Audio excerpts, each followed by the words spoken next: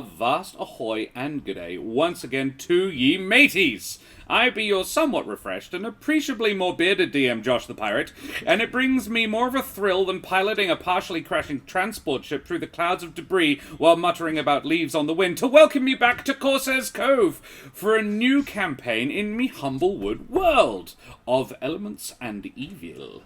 I have with me hearty crew, the poised Daria, surname redacted, the tasteful Karen Schlink, the distinguished Brendan Ellis, and a new player joins the table, the sophisticated Mr. John Best. So let's talk about these lovely folks, shall we? We also need to say hi to Abis, hi to Pereira. Thank you for joining us, you lovely beans. I hope you're doing well. There is a giveaway ongoing, so type !ticket in chat to enter the giveaway for a $10 voucher for the Troll Lord Games internet shop, which would be rather handy. But let's talk about these peeps first. Daria, who the heck are you? My name is Daria, and I am an artist. I do character portraits for the channel and emotes, and I'm just a cool little lady here. So I'm here to play Julio, as I was for like 2 years now. I don't know, time. Now we need to find out. Has it really been that long? That's fucked. I think it has been 2 years. What, since Daria started? I mean, at least, welcome. Yeah. It's been 3 seasons. So that's probably a year and a half. Because we normally get about 2 seasons a year. Let's do Karen while I figure out what John's chat command is. Hello, I am Karen, sometimes known as the Mother of Bunnies. I'm a performer, a writer, an internet addict. You can follow me on the social media site formerly known as Twitter at Mother of Bunnies. Or you can follow my burlesque alter ego, Miss Lolamore, over on the Instagrams. Alternatively, you can listen to my dulcet tones on the D&D podcast, There Be Dragons, or you can just come here and watch me play Baldur's Gate inefficiently while Josh frantically tries to remember how to instruct me to do it properly. It was very irritating, yes. Yes, he has clarified, for anyone who was worried that our marriage was on the rocks, that he was irritated with himself at his inability to properly express how I was doing it wrong, not at the fact I was doing it wrong. No, how to properly express how to tell you to do it better. It's different but important distinction, thank you. Look, technically, I won that combat. You did. People died multiple times, but we made it. Brandon, Mom and Dad are fighting, and I don't know what to do. Just Brendan, who the smile heck and are pretend you? that you Yeah. can't hear it. Yeah, it's how you all get through it. Turns out I don't think John has a chat command because I haven't figured out one yet for him, but we will do that next time. But for now, Brendan, who the heck are you? Hello, I'm Brendan. I'm here and I'm having a great time. I'm pleased to be back playing as Ereq. We'll see how the Tar Pit Lord is doing. And he's not a robot, no matter what you think. Sure. Who would call me a robot? Hello, I am Brendan. I'm definitely not AI generated. No. Hey, Bishop Blood. No. Bishop And Blood. John, who the heck are you? My name's Jonathan Best. I'm here for the second campaign, which is great fun, playing Bron, and happy to punch some people or hit them with a hammer. That is, I'm looking forward to that. In the campaign, of course. Yes. Oh, hey, Jack. Sure. Hey, buddy, how are you? It's a placeholder, Daria, nothing more. So, first thing, it would be worthy to note that the gang has most of you have inspiration, because we hit 800 followers. Well, Bron had it from before, but it's carried over. Daria also has a D4, so does Brendan from last season. No, this is canon now. Yes. It is chat, that's how it works. Cool. And Yeah, chat canon and actual canon are slightly different. yeah, I mean they absolutely are. I'm pretty sure in chat canon everyone is called Shenanigans Testicle. Shenanigans Testicle is the chat that we entertain along the way. I must also remind our elegant, refined, and possibly even discerning audience to please like, follow, and subscribe to all the things, you bloody champions. We have all the exclamation mark socials. we have a Discord, which you could come out and come and hang out with us in. That was a lot of words that I managed to get in mostly the right order. And we have the U of the Tube. We have the Tube of You that you can come and check out all the episodes you may have missed, including all 49 episodes of the Adventures of Kesh Glitterweave and her buddies associated. Kesh and Ereq, basically, actually, let's be fair. Ereq was in almost as many as Kesh was. In fact, I think Ereq he was in exactly the same ones. So, most of the time, wasn't he? Yeah. Yes. And Julio joined fairly early, but we have a new person joining us. A new character has joined the world, and you could also see the two-parter that Bron was in, so we can find out a little bit more about him. But, yes, we have some new folks. So, I think that's what we need to talk about next, guys. We need to talk about what the heck has been going on for these characters in the 4-month-ish period that they have been off minding their own business, doing their own things.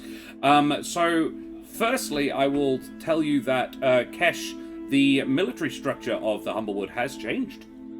Quite radically. Not necessarily meaningfully for most people, but the Humblewood the Humblewood Armed Forces, the HAF, has been formed under the command of General Sheridan. And it has 3 armed branches. The Wildwood Brigade being one of them, the second being the Perch Guard. They both have their own sort of very particular remit. The Wildwood Brigade are all about outside of the Humblewood, outside of the Alderheart. The Perch Guard are all about inside the Alderheart. So, yeah, the Capital City Guard, it's also like about a third of the total population of the Wood live in the city, so it's not an unreasonable thing to have its own sort of private guard. The third part of this amalgamated group is the Special Personnel Equipment and Remit Group, which is Kesh's command. Which you may notice is shortened to SPEAR. Special Personnel Equipment and Remit. And Lieutenant Colonel Glitterweave is the commander of that. Why do I feel like we're drifting into Marvel spin-off territory? It is here? a tiny bit, isn't it? Well, particularly given what Does you that guys... Does that make she's Kesh actually Nick for. Fury? Effectively, yes. Let's go. Who wants to be my Coulson? Because I don't feel wanna like be a surely Coulson. it would make Kesh closer to Captain America, right? I just want I would Eric say to be more able to Captain say, America. That's the older heart's ass. Yeah. And Coulson in this situation is absolutely Spencer Diaz.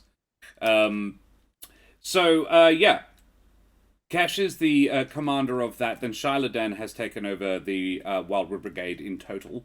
And Nils Wintervale has been promoted to commander of the Perch Guard section. After the previous commander, the guy was found to be working extremely closely with Larimar, who you knew, the captain that you guys had interacted with several times, was deeply corrupt and fled with, and was basically brought up on charges with Larimar.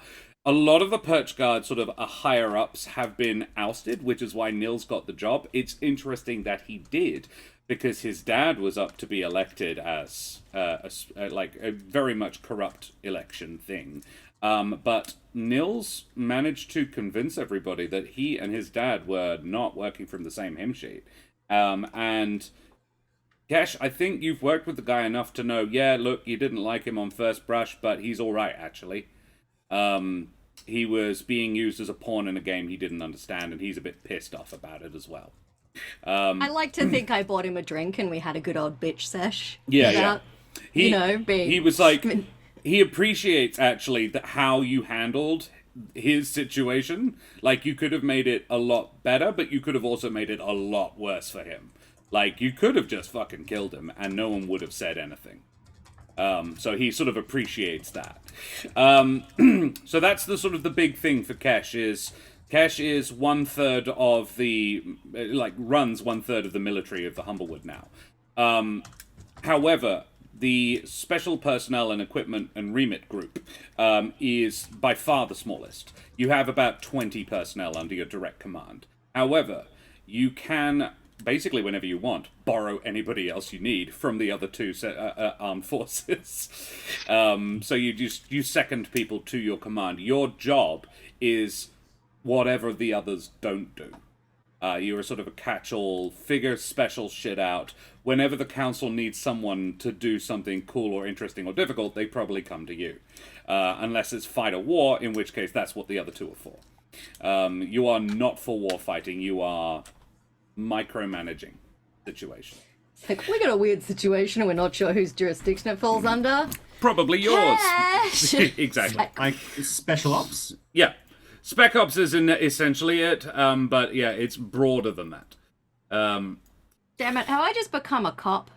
No, no. I think you're the secret police. Nick Fury is actually probably a fairly good analogy for. Shit, am I the FBI? No! This would be like the MI6, to be honest. Yeah. Guys, Kesh is gonna have to resist the sweet lure of corruption. Yeah. He absolutely is. Good luck. Roll for corruption. A little bit of corruption, just a little Tiny, bit. just a No, little she bit. did Just a as a lot. trait. A little bit of corruption. All right. No, I fixed it, Jack. Don't group things in OBS, because then when you move one, all of the others move. It's feckin' irritating. There we go. Right, better. Studio mode to adjust, Josh. I know. I am in studio mode. It still does it in groups. I don't know. It's a thing. That's the catch up for you. The tenders have had a swell of recruitment numbers, Ereq, in the last 4 months, and you have been put in as a teacher, at least partially, because you're kind of the reason. Everyone saw this tender standing alongside the other two heroes who saved the day on election day and gone like, wow, that's pretty cool. I didn't know they did that. That's awesome. I want to be like that. And then they got recruited and were very disappointed. Hey, look. Well, so it's actually quite a bit different and quite difficult to learn to be a tender, but you've been doing a decent job. And the tenders have been doing an awful lot of rebuilding in and around the Scorched Grove, which is where I'm going to say you are currently, in Ashbarrow. We do need to mention a few other things, so that's sort of the way the world is right now. For Julio and Bron, you are still where we left you last time. Julio, Bron's put you up in his spare room for a couple of days, so you can just sort of hang out. Exactly, Jack, what the fuck? How dare you be so useful? Josh is just enjoying that his forehead is a regular size right now. Is it though? Is it? I think it's still a little big. So it's bigger than the frame on stream at the moment. It's almost interfering with Daria's. Yeah, you stay silent. I'm not saying a single thing anymore. I mean, it's fair because Josh had to make the decision either to capture the full head or the rest of face. Yeah. So, what do you want? think Tits he or made the right face? Focus on the choice. cleavage. Do you want the Yeah. cleavage or do you want the full forehead experience, guys? John, this It's is up to you. mostly what this stream is about. It's about ripping one or other of us to shreds. It's unusual that it's me, actually. It's normally Brendan or Daria. We also need to say thank you to Sirenscape, who is providing the music, what is gracing your ear holes right now. Wooten Forge, our wonderful sponsors. We are affiliated with Wooten Forge. Check them out at wootenforge.com/Corsairs Cove. They create some of Australia and possibly even the world's finest handcrafted wooden tabletop accessories like this gorgeous Jarrah Dice Keeper here. And the other wonderful folks that we are affiliated with are the splendid beans at Troll Lord Games. Troll Lord Games are a publishing house for the late Gary Gygax, releasing some of his last works, which is rather cool. They also have their own system, Castles and Crusades. Check it out at trolllord.com. And they provided our giveaway for this evening, so if you type !ticket in chat, you too could go into the running to win a $10 voucher for their online store, where they have some marvelous PDFs to purchase. Strong recommendation there. So, !ticket, excellent. Brendan is in the draw. I have demonstrated it for chat. Thank you very much. Yes, players, you are Now very you're welcome to forcing my enter. hand. I also need to join because Yeah. I cannot stand to see Brendan win anything. Wow. I cannot stand for Brendan to have success in his life. Nope. Yeah, every single bad thing that happens to you, me. Darius just waited. Good. All right. Why did I just because we were talking about One Division earlier? It was Daria all along. Yeah. So, what have you guys spent the last 4 months doing, Kesh? Kesh has been detangling a series of strange events, some of which have been supernatural in nature, and some of them have just been people doing weird shit. So the occasional backfiring magical incident, the occasional weirdo doing weird stuff, and the occasional elemental incursion that has to be swatted firmly on the wrist and sent on its way. She actually, after all the chaos of the before times, Kesh finds this strangely relaxing. Yeah. She's like, oh, a contained issue? Love it. Excellent. Ereq, what have you been up to? Other than all the things I just foisted upon you. Yeah, when do you want us to roll for hit points? Just Well, I a will reminder, after this, basically. Yeah. Okay, cool. That's what Eric is doing, is sitting around waiting for when the dice are going to roll. No, Yep. It's been 3 months, right? So I think that the first 3 to 4 weeks would have been working closely with his grandmother. To not that she particularly would have needed his help, but for reasons to help to get her resituated back in the old heart again, and probably a little bit to just make sure that this new council is okay. It wouldn't have been a huge concern of his, but that would have been a benefit. And then once he was satisfied that the council was fairly stable, he would have gone back to Being a tender. Being a tender full time. He was, and I was already considering Ereq stepping to a more senior role anyway. So I think, as he had already discussed being a teacher with Havel, although the circumstances were a little different then. So I think he would embrace that, and he, has a specialty that a lot of other tenders don't have. So in that he has an ongoing communication with elementals. Yes. So that probably would have been part of the main stuff that he was teaching, of how to tame your elemental 101. I love it. Yeah. And I guess he would have been preaching some of the stuff that the team have learned over the last few months, that the difference between individual elementals and the plane itself kind of having control over them, and where the difference kind of lies, and how to identify those things. He would have been preaching #not all elementals, I think. Yeah. Cool. Love it. Excellent. I think we do need a little bit, for those for the uninitiated, we do need to ask, who the heck is Bron? So Bron is, came from the same orphanage as Julio, and has been spending the past, however long it's been, tinkering in his workshop, building things, and enjoying occasionally a taste of rock. He met up with Julio when Julio came back, and has been hoisted into a new adventure with Julio, which is great fun because they were friends from the orphanage. And I think that's about a pretty quick intro. Sure. So he is a Mapach? No. Vulpin? Vulpin, yes. Can you So give us yes, a he's- little bit of a physical description, as we do not have art for him yet? Ooh, okay, sure. So he is a red fox, and standard, I think he'd be about average height. Not especially short or tall, maybe a bit on the slimmer side. Probably got a smear of grease or magical dust somewhere on his face or pants, because he's a little bit absent-minded.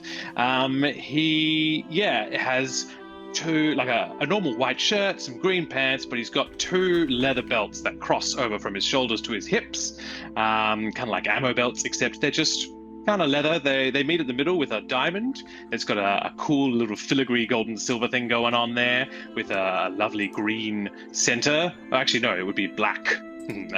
A gem in the middle, a black gem, and he's got an actual big utility belt as well, going around with all sorts of tools. He's got a hammer in there, chisel, screwdriver, anything you can think of to help make things. He's got them there in his little belt. Village people vibes. I don't think it's quite that. Yes, he's the construction worker one. I'm going to give you a tiny insight to my brain, because apparently my brain is thinking in songs tonight. It's like, it's fun to work at the SPAR. Yes. I'm sorry. I'm so sorry. I don't know why I'm like this. And Julio, do you want to catch us up a little bit on what you've been doing? Oh, what hasn't Julio, the sexy bastard that he is, has been doing? Okay, so well, obviously, Julio has spent most of the time in Alderheart, establishing the new religion of the Alderheart, figuring out how to, bring the community of the roots and make their voices be heard. He was also on Synod, charming the pants off of those hoity-toity priest people. And then he obviously traveled back to his orphanage and went on a little quest with Braun and Kingsley to make things right there, and learned a lot and obtained stuff, both magical and of Fuen variety. Good Fuens abound. So that was his thing so far. I would assume that he's still in Espinora. Yes. Yeah, absolutely. He is in Bronze House in Espinora. Well, splendid, mateys. Well, I think that's about right. So, guys, let's do some leveling up, because these guys leveled up over this 4-month period, which I think is fair. We are now at level 10, double digits! So, let us start with Ereq. Ereq, what are we doing? Are we sticking with Druid for the level 10? Yeah, absolutely. There is some interesting stuff Hell yeah. that the Wildfire Druid gets at level 10. What do we get at level 10? And Abis, please type !ticket in chat to go into the giveaway, as well as everybody else. Tony, throw one up there as well. Bishop Blood, come on. Currently, Daria has a 33% chance to win. Let's leave it like that. So does Brendan, but, No, I like that you focused on Daria. That was funny. It's mostly 5th level spells. There's a quirky little wildfire feature, but we'll talk about that when it comes up. So we need... I spent an interesting afternoon trying to re-figure out my spells. So that's cool. Interesting. And we need some hit dice rolled for you. Yes, I believe it's a D10. 8 for druids, I think. You're probably right. I don't really remember. I don't think there's any casters. It's 8. Yes, it is an 8. Yeah. So a D8. Can I get? Tony rolled you a D8. There you go. Cool. Would you? Well, that's a 5. That's pretty decent. That'll do. Do you want to pick somebody else as well? Because if you let chat do it, you can pick 2 and pick the better one. Yeah, absolutely. Look, Bishop Blood, you want to roll my other one? Oh, bish bosh. 5 has already been happened, so there's no pressure here. Rolls 1. Bishop Blood does Rolls a not one. canonically roll very well for these. No, I don't. Go on, do it. I'm pretty sure Bishop Blood has rolled fairly high for me before. It's an 8. There you go. Fuck me. Oh, boom! Another Yeah. max. You got to believe in the Bishop Blood. Yeah, absolutely. So that means that Ereq has almost certainly still got the highest HP of the party, despite there being a ranger and a fighter in it as well. So yeah, that's cool. Max, nicely. What is going on here? Yeah, it might just be because it's a new campaign, Bishop Blood. So yeah, splendid. All right, Kesh. Are we sticking with ranger for the 10th level? We are sticking with Ranger. I Good don't luck. want to confuse myself unnecessarily, you know. So I've got a new terrain, I believe, and I also Yes. have gained the ability to become invisible for 6 seconds at a time. So yes, Karen is. We've had a look. It is the alternate. It's the Tasha's alternate version of hide in plain sight. Hide in plain sight lets you take a minute to hide really well, get to +10 to your stealth, which in this party is fucking useless because you're almost always passed without trace anyway. I think Ereq casts that at the beginning of every day and just maintains concentration throughout the morning. Then, so it didn't seem a huge amount of point, whereas the alternate version of that in Tasha's is to just the ability to just go invisible at the end of your round. As a bonus action, and you can do that 4 times every long rest. So that's pretty decent. Yeah, it's fucking irritating. I'm gonna hate it. And Karen is a ranger and therefore what needs Fireball is for. D10s. Yes, well, exactly. Area effect magic is very much in your future. So Kesh, can you pick a couple of people to roll your D10s for you? We have an Abus in chat. Tony just Abus, do you rolls a D10 straight off the bat, gets a 7. Abus, let's leave it for somebody Go else, it. but nice, Tony. Tony, I'm not going to ignore that. Yeah, no.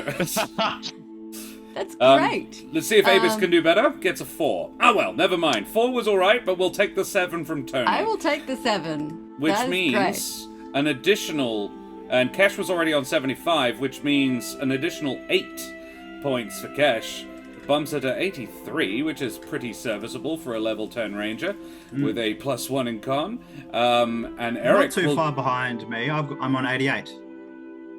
Yeah, which is ludicrous for a level 10 druid. Yeah, with D8s. Yes, Nice, on D8, yeah. So yeah, next up we have Bron. Bron, John, what are you doing? Do you know? Have you figured it out?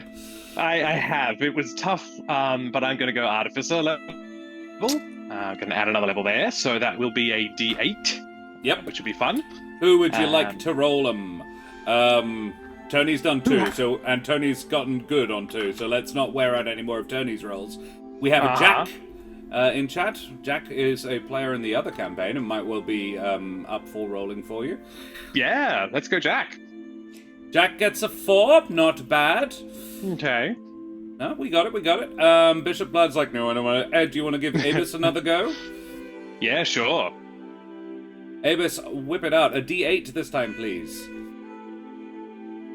4 ain't bad. Don't say whip it out. Chat. No, please do whip it out. Come on. A 6. 6. That's There better we than go. the average. That'll do. Thank you very much, Yeah. Abus. 6 is better than the average when you whip it out. Yeah. Okay, well, Speaking of which, on our Discord server, we have a Memes picture channel, and so- channel for whipping it out. yeah. Excellent. And what We have does a pet pics thing, not a dick pics thing. Yeah, whip out your puppies. Don't get Yeah. them mixed up. I want to see all all those puppies and pussies in chat. And what does level 8 look like for an artificer? Ooh, at level 8's fun. So, I got a 6. That puts me at 87 hit points. Woo! Woo! So, very close. Just On the behind heels of Ereq. Ereq, just Yeah. leaning down his neck. Nip it at the heels. So level 8. It's an ability score improvement, which is cool, Yeah. but that brings my intelligence up to 20, which is nice. So that's a Nice. +5 for That's- all of those things. That's handy. And it also brings me one level closer to Artificer 9, where I get to infuse my armor with 3 different things at once. Right. So yep, I'm looking forward to that. Hey, look, don't worry, it's not at Artificer level 14. You get to attune to 5 different magical items, and you ignore all class, race, level, and spell requirements for attuning or using magical items. You can just use Whatever. anything that's magical. Yeah, doesn't matter. We've got to make Cleric sure spells, that Bron dies by then, so that Before he doesn't just steal all of our magical items. we'll be loaded up. Don't worry, he just likes rocks. So as long as you don't have magic rocks, it's fine. All right, and Daria, welcome to hell, Josh. It's all downhill from here. Is that a Yes. tar pit I see? Yes. Balance. All right, and yes, how about Julio? Sorry, we I doing? just saw Vagina Museum and Critical Role. Thank you, Karen, for that one. I feel I need to look up the name of this who did this now, because I feel like I can't drop that in a chat and then not No, tell you. you cannot. What the hell? Hang on. I'm There are looking people it who up. watch these VODs who Yeah, don't this is have a very access. No, it hasn't Beginning happened of the yet. s- It's of the going to season.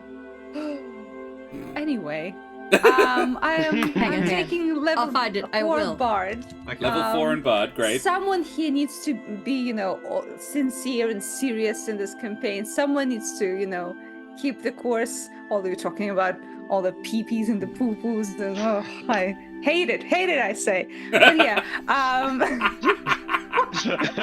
okay, didn't have to laugh that much.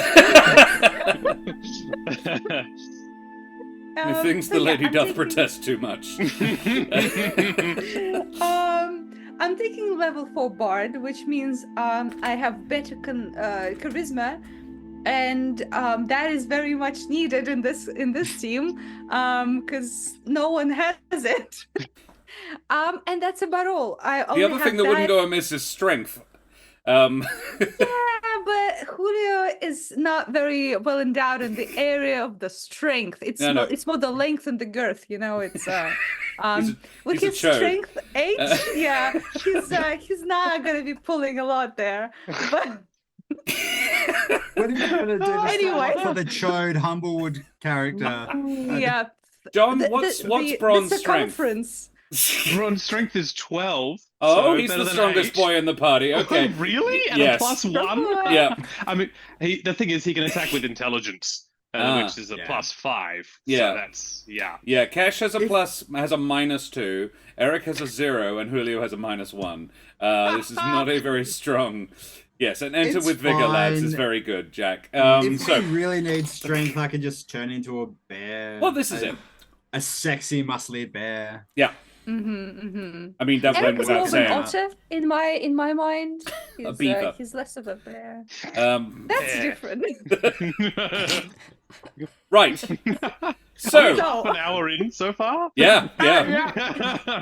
And we still haven't rolled for 42 Daria's hit minutes points. Yes, Fun. please. Someone We roll need a d8 for me. D8s, please. I Anyone. beg. This is the game, yeah. Bishop I mean, is right. apparently I will Bishop Blood say- really needed this. So good. I will say for John's Oh. benefit, not every session is exactly like this, but it's been a few months since this group have gathered together, so there's Yeah. a lot of Catching venting up to happening do. right now. Yeah. We need to get Yeah. it out. Also, Tony, that sucks. Can I get a Okay. better roll? A 2, Avis, not so Do great. you wanna? Tony, that's shit. Stop being Tony, that's crap. ass. Oh. We do often abuse our chat. That does happen. Mhm, they like it though, the little perverts. Wow. Apparently. Yeah. No. This has just gotten so chaotic so fast that I'm too tired. Yeah. I love that Jonathan's first playing D&D on this channel was so nice and it was going so smooth, and now second time he's here, ass, titties, dick. Oh. Avis comes in strong with the 7 on Yeah. the dice. There you go. I knew it. Thank you. That's some strong rolling generally. Mm-hmm. Yeah, And nicely because done. I can't help myself, I just realized if you wanted to make a brother campaign to critical hit, it would have to be critical dick. Nice. Mm-hmm. Yeah. Nice. All right, Critical. And there you go. Abyss has proven that they are a grower. It's and growing. not a shower. Yeah. You can put them both together. You have a critical roll. There you go. Something for everyone. Don't put the dick and the clit together, then you'll have... Yeah, anyway. Anyway, I have 76 hit points. Thanks for asking. Great. All right, mateys. May your enemy cults prove largely incompetent, and all your popes have what it takes to punch Satan, as we head tremulously at first, and then with mounting heat and passion, into the Humblewood. Please, God. I think we need to play some Jackbox games soon and get this out of our systems. Does that work? All right. I don't know, but clearly we need an outlet for this.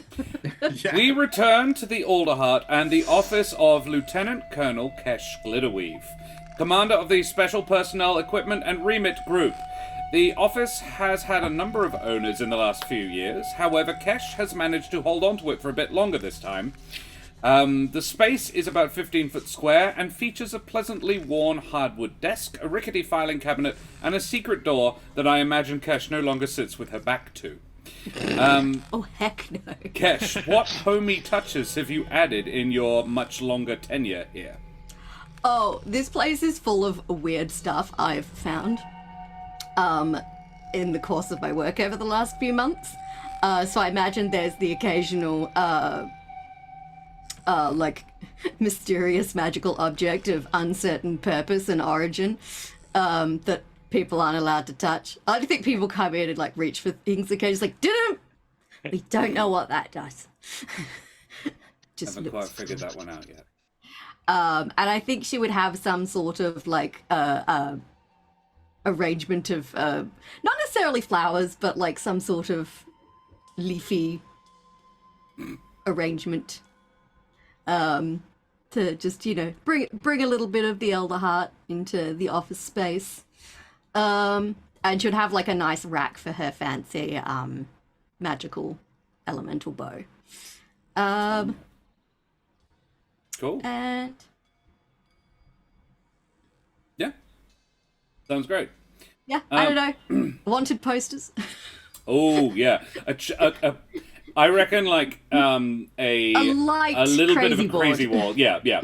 A crazy A light board. one. And there is on it a picture of Council Member Sobel, ex-Council Member Sobel, that has a couple of holes in it, like someone has thrown darts hyper accurately at it several times. And yeah, most of them have been crossed out. Several faces on there appear. The other Wintervale, his face is up there as well, but that's been crossed out. The captain of the Perch Guard, who was working with Larimar, also crossed out. He is in custody. I can't remember what his name is, but it doesn't matter because he's been captured. However, Sobel remains at large and an ongoing concern for Kesh. However, there is a knock at the door, and Lieutenant Diaz sticks his scrawny luma neck around the door and says, Colonel, the council speaker's here to see you. Sorry, she kind of just showed up, and that woman terrifies me, so I didn't want to say no. Right. Count to 5 and then let her in, okay? Oh, she's not behind me. But yes, all right. I wouldn't have admitted to her being really frightening if... Yeah, no, she's not behind me. Well, give me like half a minute and then... Sure. Okay, all right. Do you want like refreshments or anything, or do you know if it's going to be a long one? Is this expected? I don't know. Yes, maybe bring up some tea and some Tea. biscuits, All just right. in case. Even Sure. if she doesn't want them, I will. Thank you. Yeah. Spencer isn't normally a tea gopher, but yeah, he's offering at the moment. He offered, so I have accepted this Yeah. gracious offer. And I'm basically going to use that 30 seconds to tidy my desk. Yeah. Cool. There is about 30... Kesh is a scrouge crafter. She works well with a little bit of chaos on her desk, but she's Absolutely. like, the speaker probably shouldn't hide the darts in a drawer. You know, that sort of thing. Chat is still delightful. I'm not reading it anymore. I'm trying to move the thing along. But yes. Cock Chaos sounds like a great name for a gay erotic novel, just saying. Or a band. Or Or a bad. bad one. About 35 seconds later, Iari Shadowmalt walks in. And Brendan nods. Like, fucking knew it. Yes, this is not a surprise to Kesh. Iari Shadowmalt has taken Beta's place as the speaker for the council, which probably was initially a little bit concerning for you as a group. But the council speaker is elected by the council from within its own ranks.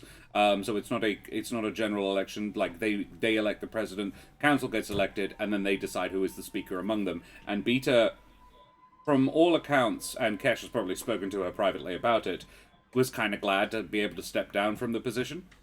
And Iari was keen, possessed the knowledge and skills, and given that practically everybody on the council was still finding their feet very much, then it seemed like having a slightly more skilled hand at the tiller was not a bad idea, and Mentax was not up for it. So she got the job. But she has proved to be a very sort of stout reformist, which might have come as a surprise, but yeah, she is very much behind the reforms that are now sweeping through the Alderheart. And she walks in with the tray that Spencer has found, and says, "Hello, dear." Hello, Speaker. Nice to see you. I'm sure Spencer could have handled that. Oh, I caught him on the way in.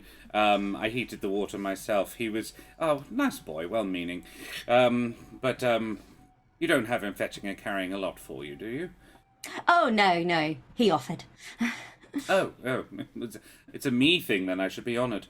So, how goes it, Colonel? Oh, quite well. As far as I'm aware, we do not currently have any emergencies on our plate. Just, and Kesh gestures vaguely at the crazy wolf. Just, ongoing concerns. My agents are out. Beta has assured me. Our agents, the council's agents. Yes, Lieutenant Colonel, but when you are referring to a Lieutenant Colonel, you don't bother with the lieutenant bit, unless there's also a colonel in the room. You get to be a colonel unless there's a more colonel-y colonel, and then Exactly. you have to be specifically a lieutenant. Now I want popcorn. I know, me too. Wait, what if there's a lieutenant and a colonel in the room? Well, then you have to say Lieutenant Colonel. And Then you Lieutenant have to kiss and them. Colonel. I don't know. Yeah. That's the rules. Yeah. I was going to say we all They have to make fight out. to the death. Yeah. But, yeah. No, I prefer yours. Yeah. No, I want popcorn. Alrighty. So yes, she says, and I don't have any new, no new bad news. I do, however, have some lovely good news actually, and I would like you to accompany me tomorrow to the opening of the first of the new schools down in the Roots as a sort of special guest thing. Oh. Would I have to do anything? There's a rope that needs cutting, if you don't mind. Oh, sure. Should I bring a particularly fancy sword or something? I believe the absurdly oversized pair of scissors has already been provided. Oh, wonderful. But I thought it might be sort of up your street, and given that my grandson is not in the city, and I feel like that's on purpose, then you'll have to do. I am happy to be your second choice. Oh, look, Kesh, honestly. It's... I like trotting you out as a... Look! Really good. And this is more of a humble folk thing than a bird folk thing. And Ereq is absolutely a champion of the people, but he does have feathers. This is true. Yes, a little after midday, I believe, is the ceremony. You don't have to do a speech, though you're welcome to if you want to. I will be saying a few words, yes, it's a rather splendid thing, and I think afterwards the new principal has got a tour of the facilities to show us around if you fancy it, but you're not obliged to. Oh, I'd be happy to be shown around and paraded, and happy to say a few words about how important the education of our young Humblewooders is. Exactly. Well, good. I believe also lunch is provided, so don't eat before you come. And you know, it's an Internally, opening. Kesh is like, wait, I get to have absurdly large. This isn't a free lunch. Yes. This is sort of key to the city level shit at this point. Yeah, you're one of what 7 members of the Saviors of Alderheart, which is a fairly rarefied group of people, which is effectively the closest thing you can get in the Humblewood to a knighthood. So yeah, you're pretty fancy folks. This is not the first sort of offer of this that you've had. You know that there isn't a restaurant in town you couldn't get a seat at a moment's notice, sort of thing. Question: is there a street with the like 4 pads of Kesh in one of the squares? You've got a star on the main. Yeah. I like to think instead of Kesh like slices- stumbled and fell in like some clay one time, and someone like cut out the block. There is ashy paw prints of Julio in the main square, but it's more just sort of where a firebolt hit, and no one's removed them yet. Nice. Like, see that scorch mark? Julio. There's actually 3 scorch marks, 2 for the feet and 1 for you now. The tail, yeah. Yeah, the tail. Yes. What did you What think? else? Yeah. That long appendage that drags along the ground behind him. The melons. Oh, yeah. That's that. She said, well, splendid, thank you. I don't want to take up any more of your time. I'm sure you're very busy. Oh, did you want to have a cup of tea since you carried the tray in? Oh, well, yes, all right. Splendid. Sounds lovely. And you and she chat about meaningless nothings, really. She's actually not very good at small talk. What would you talk to her about? Oh, would probably like let's say it was like if she's not good at small talk, I'll like bring up whatever's been on in the Humblewood Playhouse of late. It's like, did you catch the play about the Vistani and the magical boots? Yes, I've always found their early works a little bit pedestrian. Though you have heard, I hope, that they are working on a new piece about you. I'm sure I will be suitably embarrassed at it. I have absolutely nothing to do with it as well, but I cannot say the same for the entire council. Oh. Should I be worried? Do I need to send some sneaky people to check on I believe rehearsals? it's called Major Mischief. Oh dear, That's I like good. that. It's better than what I put in chat. Okay, well, hopefully everyone will very sensibly remember the lines between reality and fiction. Oh yes, I'm sure they will. And they better cast someone very attractive to play me. Have you considered the role yourself? No.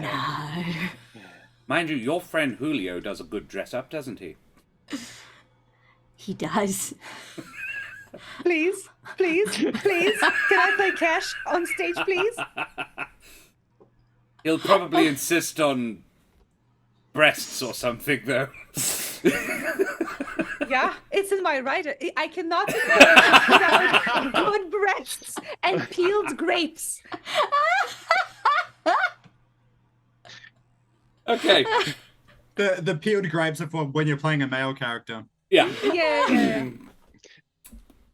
And we'll move on before that any more detail gets put on that. Why peeled? You don't want peeled. You want the skin on. No, I want peeled, baby. For that Okay. juice. For the juice. Okay. So, yeah. Ereq, you dust your hands off. Soot falling as you look out over the work of the last few weeks. The town of Ashbarrow has changed beyond sight. Where once were smouldering ruins, now new homes and businesses are sprouting, somewhat literally, with judicious application of tender magic. New trees have been grown to support and house the community, and a series of aqueducts and canals crisscrosses the settlement, creating fire breaks and water sources that, should the flames return, while also cooling the climate and fertilizing the land. Ash Barrow has become the village of bridges. And, yeah, it's also been very much part of a training exercise for the new recruits of the Tenders that you have been training. And you are sort of the poster boy material of that order. Yeah, looking out over this place, what would you have been working on today? What is Ereq sort of focused in this place? Which is originally a farming community, but it gets burnt down every 50 years or so. It's a somewhat hazardous place to live. I think it would be, well, I mean, probably a different thing every day, right? Ereq would have been at least instrumental, if not leading, the regrowing of houses and things. Like, that's kind of in his wheelhouse now. Yeah. He would have been teaching his students about the fact that a bit of fire to help promote growth is not a bad thing, and while it's destructive, it's also can be restorative as well. And that would probably be the main through line of all of his lessons, would be that with destruction comes growth, particularly when it comes to red hot fellows. So today, let's say he was leading efforts in fertilizing, in resoiling the grounds, basically, and making sure that there's room for things to grow. Love it. Splendid. Well, yeah, you hear from behind you a familiar voice. Ereq, do you have a moment? And Havel. It is Havel, which is surprising because he was not here. He was in Alderheart last you knew. Okay.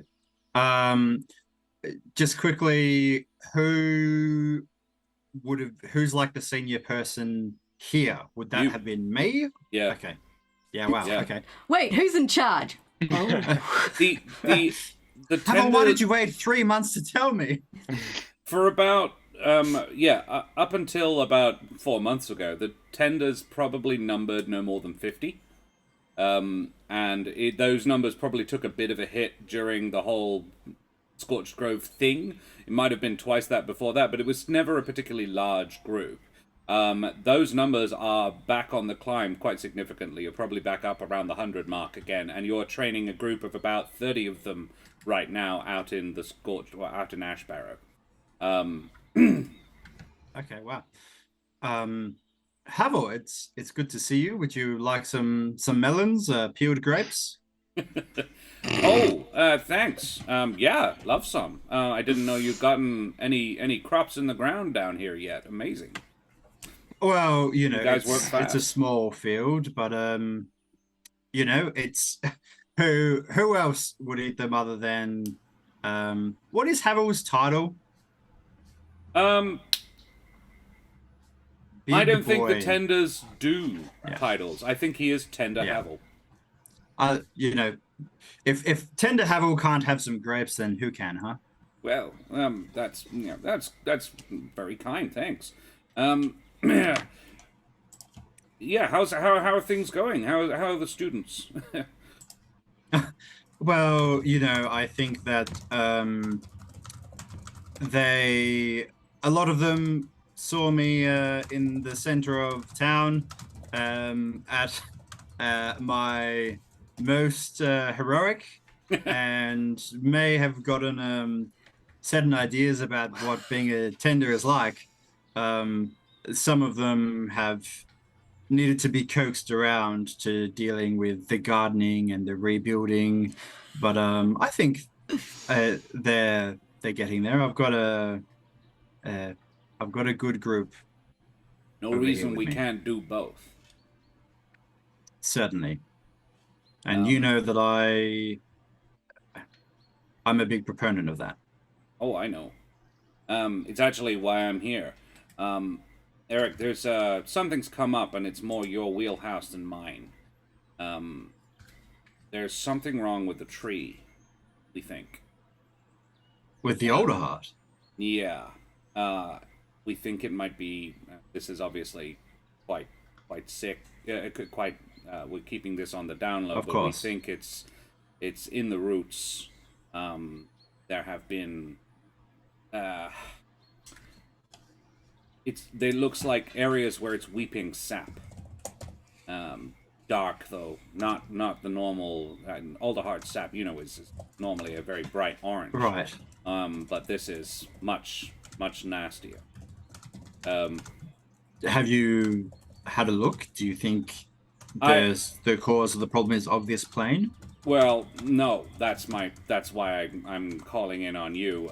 This is definitely not of this plane, and given what we now know about the Aldehyde and its alignment, my suspicion is death-related stuff.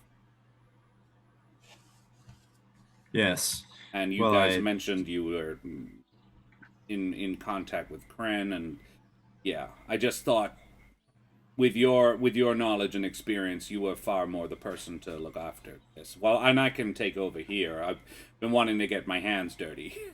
So would you mind tagging out? Certainly. Does this mean that I'm going to have to take over the rest of your duties in the Older Heart? Oh no. Well, if you want to, no one's going to stop you. I've left. I've actually left. Josh is struggling for the name. Gabby in charge. Gabby. Yeah, she was not happy, but I said it wouldn't be long. Yes. Well, hopefully she doesn't see me and then jump on the opportunity. So to speak. She appreciates why I've told her what's going on. She was actually the one who brought it to my attention. She was down in the roots. That's where it started. I don't know how concerned to be. The Older Heart obviously is huge. It's mighty. It's strong, but you don't want a rut setting in. So yeah. I suppose the point I'm making is it's important. It's not go right away. It's more like in the morning, I don't think I don't think the tree is going to fall over tomorrow. But has Julio been informed? As far as I'm aware, Julio's not even in Westerly. Oh, okay. Well, last I heard, he was on a sabbatical. Went south to see his folks, or something. Oh. It said something about planting a seed. Yes. Okay. Well, then, in his absence, That's called then sex vacation. let's not start the canon that Julio is a sex tourist. Okay, you don't want that. You say tourist or terrorist? Yes. Well, well, if Julio is absent, then all the more reason for me to go check it out. And I suppose there's some routes of my own that I should be checking on in town anyway. Great. But in the meantime, look, let me show you around and see what how we've rebuilt, huh? No, Mr. Nuck, he just went on a natural holiday. Cool. Great, splendid. Well, maybe we can. Would you like to have dinner this evening? Well, of course. If I'm not going to have dinner this evening, then when would I have it? Hey, we can bust out some of the new crops. Let's go. Great, and you can introduce me to some of your best students. I'm keen to meet them. Cool. Just over his head, completely. No, he saw it. He just decided not to. He's just classier than all of you. All of you. I'm looking at chat as well. I find it hard to believe we are so classy. Good night, Avis. Lovely seeing you, mate. Right. Julio. There is a repetitive banging on glass, as well as a buzzing noise that wakes you early in the morning. The small, cramped bed in Bron's spare room is the only surface in the room not covered in bits of machinery, though it is comfortable enough. The banging is an exhausted-looking postal bee. These are the way you get messages to people around the wood if you can't afford a sending spell. They are about the size of a swan, but big fluffy bumblebee type, the English bumblebee type bees, and they carry little leather sacks on their sides that the people put the letters in. And they're extremely good at finding people, provided they know where they are. Or have at least a rough idea where they are. And this one looks fucking knackered. And it's just sort of with all that lazily banging bashes and its the head leather sack, against the sure. window. What do you do? I open it. I'm like, oh God, come on in, buzz in. And it sort of weakly buzzes in through the window and lands at the foot of the bed, where it presents one of its sides to you with the sack hanging off it. Oh, thank you. You have to say With one sack. hand, Julio will Bag. take the satchel. Yeah, the satchel, hefty yeah. sack. Yeah. And with the other, he'll gingerly feed it a little good berry. Like, here you go. Its mandibles just and it holds it in two of its front legs while it slowly eats that away. Yeah.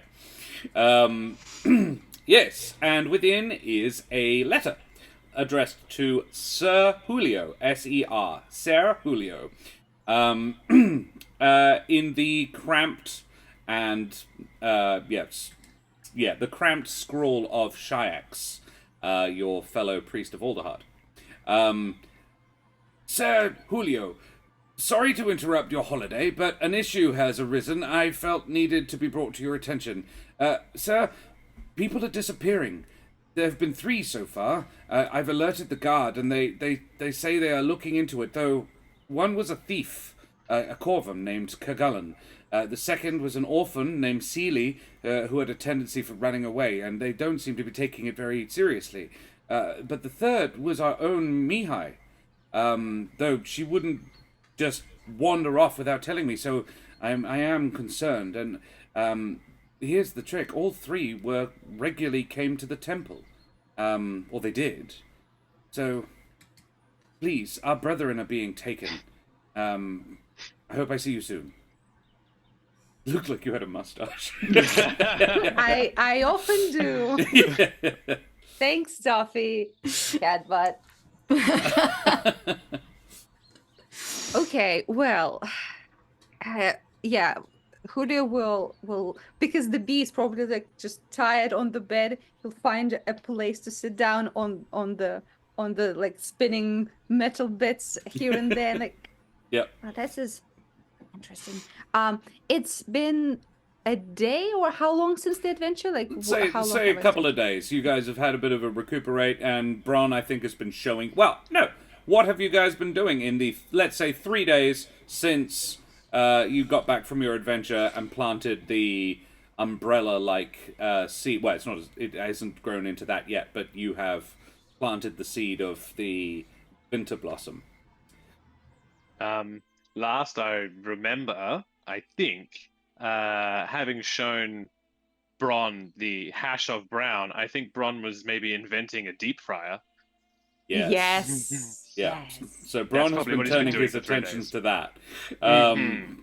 It's just been a boys' party, I suppose. Like Bron, Kingsley, and I just forgot my own character's name, Julio.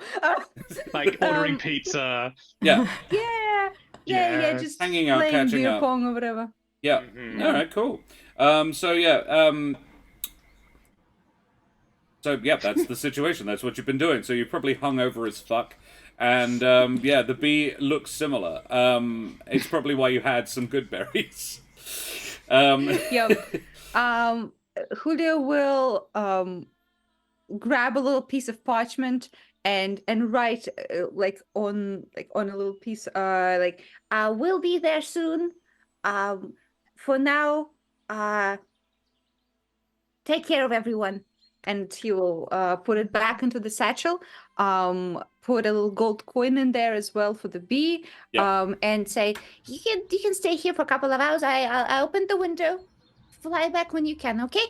And Julio will grab his things and just like shimmy out of the room, probably like pushing the door a little bit so that the things on the floor just move a little bit. Yeah. Okay, and run. Yeah. There's something new has appeared in front of the door in the night. What's Bron doing?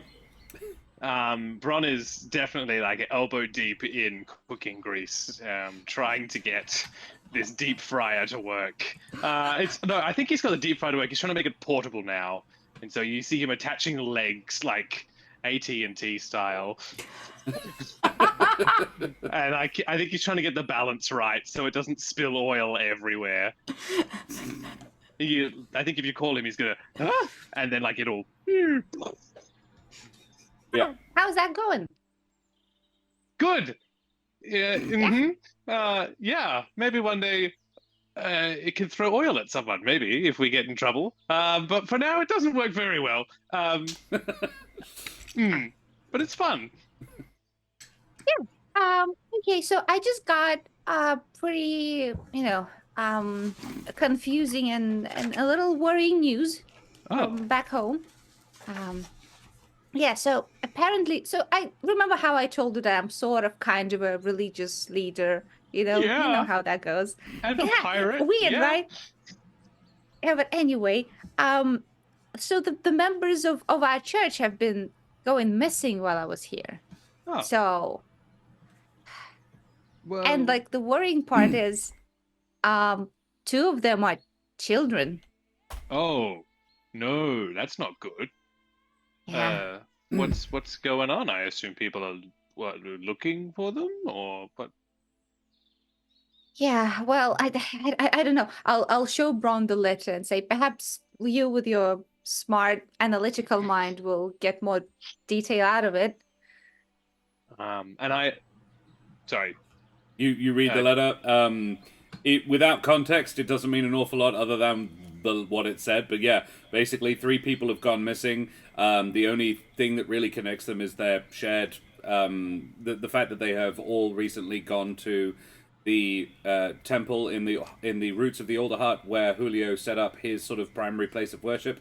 That's not as like massive an indicator as it could be. A lot of people have come through, and I mean, a thief buggering off for a while is not the weirdest thing. The letter does acknowledge that the orphan has been known to wander off from time to time, but Mihai is a teenager. She's not particularly young. She is still technically a child and a gerbine, so you feel a somewhat protective instinct around her because she is quite small, but she isn't like super young. But yeah, it's probably at the point where the constabulary would go, yeah, that's not really a pattern yet, but enough to be worried about if you are one of the people whose people are disappearing. Is, I suppose, the point. Well, yeah, this is horrible. There's 2 children going missing. That's and a thief. I mean, but yeah, that's not cool. What's going to happen to this? Does this happen a lot? No, not really. It's also strange that it happened right when I left. I've been there all this time. Nothing wrong was happening, and then this. This really means I have to go home. It's fun in here and it's cool, but I need to go protect those people. And well, do you wanna take this party on the road? Yeah. Yeah. Join the great Julio, who has become. I wonder what will become of me if you. This sounds like a lot of fun. Hey, you became a pirate, you became a religious leader. Look, obviously, this adventuring thing worked out. So listen, you have seen me. You have seen nothing. When you see Ereq and Fuck, I almost said Karen. Kesh, when you see Ereq and Kesh, they will blow your mind. Ereq is a little murderous, but very powerful wizard person guy, magician type, Huh. and Kesh is real cool. Kesh is real cool and single. Okay. Cool. You don't know Do I that. know?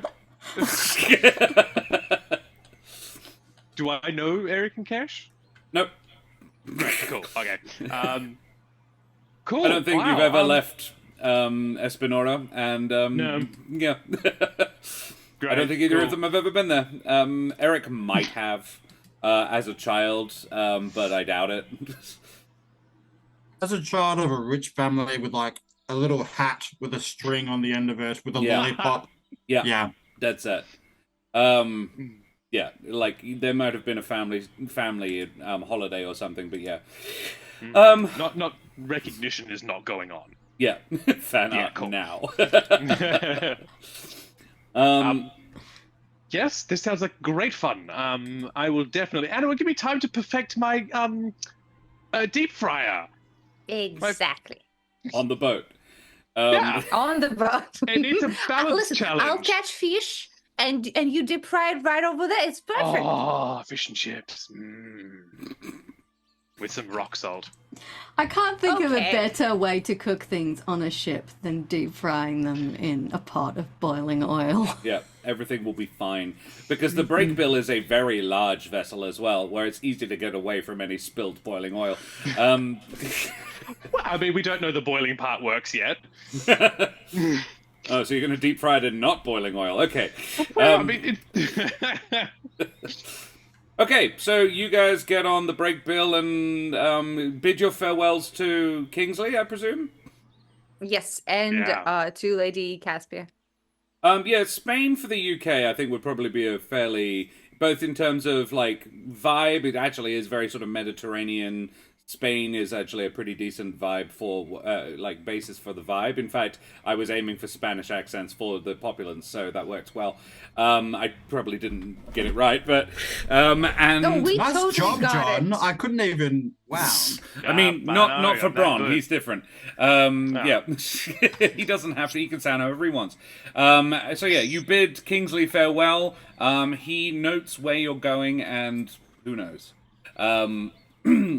And yeah, you travel up. It takes a couple of weeks, but all three of you, all four of you, the following day find yourselves. As in, this isn't. Canonically, this would have been about 2 weeks before the events of Kesh and Ereq. All four of you find yourselves in the roots of the Alderheart. And Kesh, you are at the sort of there's a flight of stairs leading up to this schoolhouse. Yes, it's drawn quite a crowd. It's a great first step. And the people of the roots are over the moon. The building, dug from the earth and well appointed, is a triumph. And a large red ribbon has been strung across the door. A huge pair of scissors has been handed meaningfully to Kesh. And Wait, I have scissors on my desk. there is even a comically oversized pair of scissors in the room you are in. I can't remember exactly where, but I definitely crafted a pair at some point. They're in the probably cupboard somewhere. Yeah. So Just have to use normal scissors. you there is a crowd of about 200 people watching this. The headmaster is like, you couldn't think of a more what you would imagine than this old owl, this Strig in a full professor's garb with the flat what is it called, the mortarboard, and sort of the black cloak. He's got a ruler in one pocket, and he is droning boringly but very thoroughly about all of his dreams and plans for this marvelous new education of institution of learning. Iari stands next to him, nodding politely, and she has a pocket full of like note cards of what she's gonna say. Ereq, you arrive back in the Older Heart, would you go straight to the routes, or would you check in with the tenders? How long a travel would it be between Nashville It's the best and... part of... it's at least sort of, half a day's journey. It's probably a 5-6 hour walk. But if you set off relatively early, I figure most people get up with the dawn in this world. Sure. That's the whole thing. That's the whole faith thing. Sure. I would have sent a letter to Kesh in the morning, letting her know that I was going to be in town, and also a second letter to Iari as well, because she would be very annoyed if I sent a letter to someone who wasn't her, and left her out. But yeah. On arriving, I would have... I mean, you arrive at route level, right? So it probably would have been the first place. Like, why would I go up and then go down again? So, yes. So you head down immediately, and you are drawn, he didn't really give you very much detail on where to look. Well, the place that I would want to start would be the life node. Ah, sure. In which case, this is not too far from it, actually. So on your way there, you would notice this large crowd and determine very quickly what it's all about. You would absolutely have seen the construction work going on. The tenders were absolutely consulted in its construction, because some tender work was required to make it usable. Hey, Terrace. Vaguely slithers. And yeah, I would definitely kind of wander over, having an idea what it is, not expecting this issue with the routes to be urgent, and probably pretty easily determining the people that I know who are involved. Yeah, you spot Kesh and Granny. Kesh, you probably did receive a letter from Ereq about 3 hours ago. A bumblebee arrived and delivered. It's fair to assume Granny also received it, but she probably figured that you weren't going to be back in time. So she was like, "Look, Kesh was my better choice. It was the better choice for this one anyway." Is Granny hot? That is for Brendan to decide, but I don't think so. It depends if you're into birds, I guess. Yeah, I mean there is that. It's fair to point out that Granny is an old crow. It's probably like missing a layer few feathers of and yeah, there are layers. Yeah, you welcome have to to our like campaign. gilfs and birds at the same time. Yeah, Yeah. you have to be It's tough. feathery. I'm sure someone does. Oh yeah, it's definitely someone's Oh, it's a thing. Sure. It's absolutely Okay, a I have a thing. name. You don't have to refer to me like I'm not here. Like, It's just been a while since you advertised that your services include Rule 34 and 31, so... Oh, no, I do it literally I thought you'd every aged out time. a bit. Yeah, like... Oh, yes. Strict school teacher principal vibes. Oh, yeah. Oh, the strig is hot. Yeah. Like, worryingly so. Yeah. From a different street, because you would have entered the city through a different entrance, coming up from Saltar's Point, as you did, Julio and Bron arrive narratively conveniently, at exactly the same time. From a different street, you spot this same thing, because you were heading in the same direction. You were heading to the life node, I imagine, to meet with Shayax and get a lowdown on what the heck is going on. yes. So, Julio and Bron are there. As we come closer to the hubbub and such, Julio will say, see that important looking lady with fucking huge scissors in her hands? That's Kesh. Oh, wow. They are big scissors. Yeah. Wow.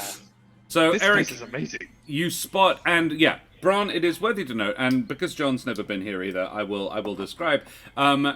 You got off the brake bill, which is I think it's about 12-foot long, single-masted little boat that doesn't even have a cabin or anything. It's basically a dinghy. And that I Julio... forgot it was called the fucking brake bill. Yeah, it is. It's just Still- a tiny little boat. Yeah. And With spilt oil all through it. oh yeah, it's Yep. several scorch marks, it's been an interesting 3-week journey. No, it's about a week to sail from Espinora to Saltar's Point. Saltar's Point is a gorgeous seaside town, not actually too dissimilar from Espinora in just sort of the general vibe. It's also built into a cliff and white buildings all the way down, and generally quite pretty. Probably quite appealing to you. There's several things you probably haven't seen before, including a series of suspension bridges between the several rocky pillars stick out of the natural harbour that have the lighthouses and stuff in them. It's a very vertical city. In fact, the Humblewood does a lot of those because shortly after leaving Saltar's Point, it is a 3-day journey to Humblewood, to Alderheart, but about 6 hours into that 3-day journey, you can spot the tree. It is a kilometre-high, massive oak that... It's not actually an oak, but it has... The leaf shapes are oak-like. And, yeah, it's enormous and spottable from a long way away, and... Yeah, you've just been traveling towards this place that you've probably heard stories of. You've absolutely heard them from Julio, but all your entire life. Legends of this enormous tree and how it even got this big have just abounded. And so you've probably been a bit excited for a while to see this place. So yeah, you get in there, and Julio, you spot, probably on the other side of the crowd, a shadowy Corbin bloke in a green cloak, sort of making eyes at Granny as well. Don't say it like that. Okay. And Ereq is also there. Yeah. Okay. Also making eyes and I didn't say looking that. at his eyebrows. Okay. So For science. Julio will be like waving his hand, and is there like a pub nearby? Yeah. Would there be like a he'll like be waving his hand, trying to just catch his eye, but because this is like part of the like official part, he's just like gonna be gesturing towards the pub, like after the official part, meet us there. Yeah, the Gilded Claw is like across the square from the school. Well, around a corner. They wouldn't build a school in sight of a pub, I think. The teachers need somewhere to go afterwards.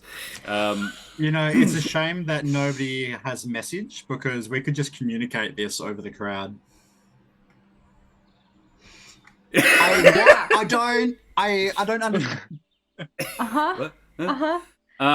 Who says that? Oh, right, the full-on caster of the group. Okay. Yeah. Okay. Kesh is also there and can see this sort of mimed charades conversation as she's standing there, bored out of her skull, listening to this conversation, but excited for free food and a giant pair of scissors. And afterwards I can clearly go to the pub with my mates who are back in town, so... Exactly. Kesh, I will tell you that you've probably got, like, so the headmaster has finished speaking, but Iari has started and looks like she means to continue for a while. So you've probably got a couple of minutes if you want to just duck off quickly and say hi to folks before you're invited to the stage. I'll kind of eyeball whoever looks like they're kind of stage managing this shindig, and I'll be like, I'll be back in 1 second. And the headmaster is like, Yeah, and I'll kind of, as discreetly as possible, like, jog around to find Julio and Ereq, and hugs are exchanged. yeah. It'll have been a while since we've been in the same place at the same time. Ron is presumably introduced because Julio is standing there with a greasy, as in he's grease-stained, Vulpin that neither of you recognize. This is my greasy Vulpin friend. No, You're the grease boy. Grease boy. Rock Yeah, boy, no. actually. Wizard, yes. When Kesh hugs him and he says, yeah, this is my childhood friend Bron.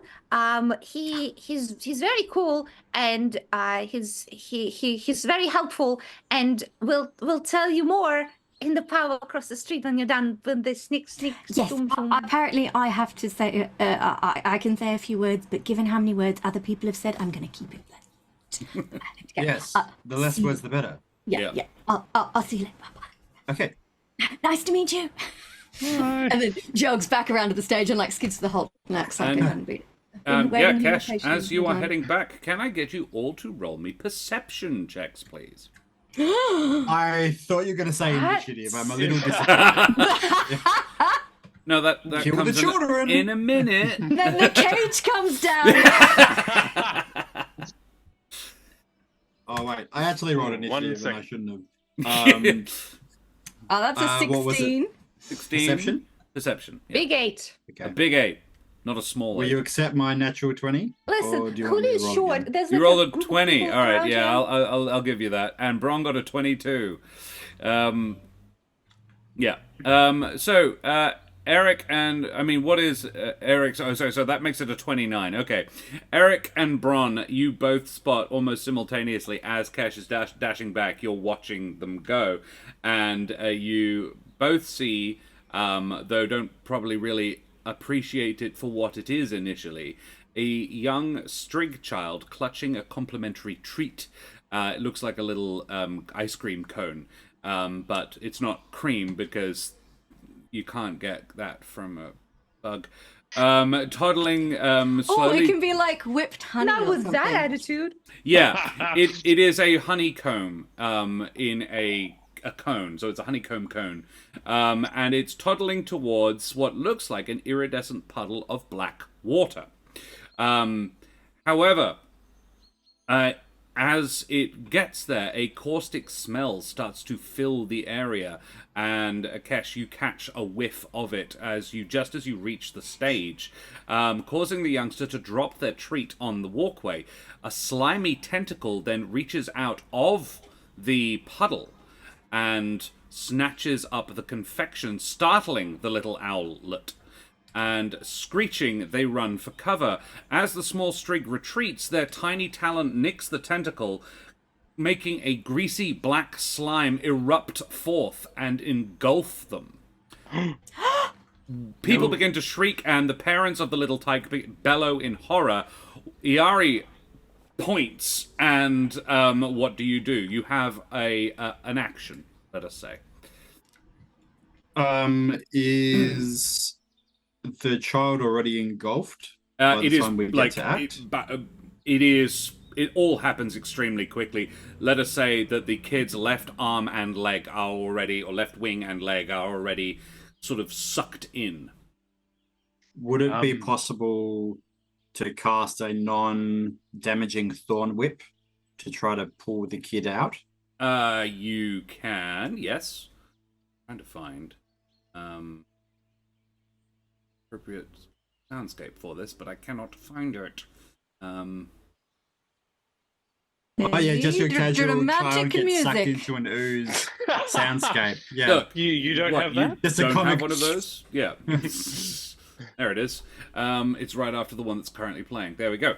You may do that, please. Is it an attack roll? Yes. Yep, make an attack roll. Stressing, I don't want to hurt the kid. I want to get around the waist and tug out. That's a 28 to hit. 28 to hit. What is the child's AC? Yeah, you hit it. It's more about the strength required to pull the child from within. I will say, yeah, you absolutely hit. Can you make me a strength check to sort of pull? This is effectively you are pulling the child free. Is it strength or can I use my spellcasting? I'll allow you to use modifier? the spellcasting mod. Yeah. Great. Okay. Cool. I guess that's just a wisdom. 14 wisdom. 14 wisdom check. Yeah, you manage to get sort of it. You do not manage to pull it all the way out. So but there is 18 if you count my proficiency. Oh, okay. That's a little bit better. Yeah, you managed to free one of the child's legs, and yeah, the kid is plucked about half out of the ooze. Yeah, good job. What do the others do? I would like to Misty Step over to the ooze and stab it with the ceremonial scissors. Yes, Kesh. Nice. You do that. The ceremonial scissors are not steel, but yes. No, I love this. I love this for you. It's definitely it's what metal. I was holding. It's definitely metal. It's not plastic. Make me a. I'm going to say you are. Make it a short sword. Okay.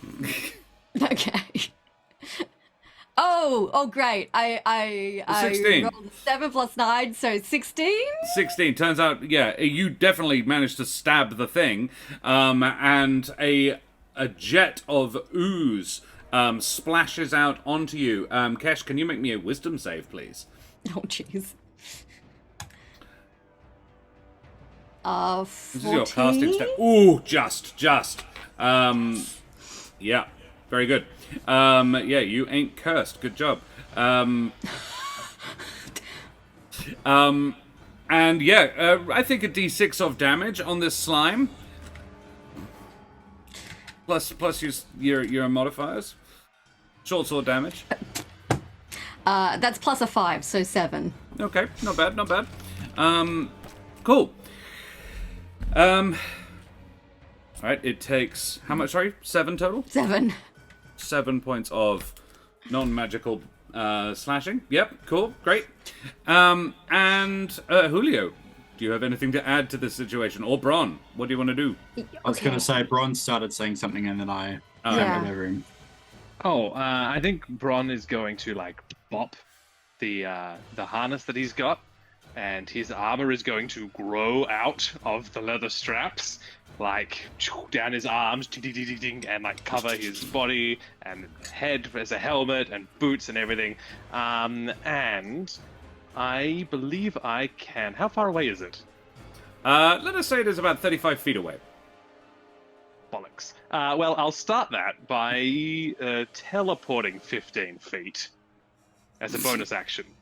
Oh, I mean, you have an action. It's not a whole turn's worth of stuff. Is if you have anything like one action to do. If you want to crank on your armor, that would be your thing.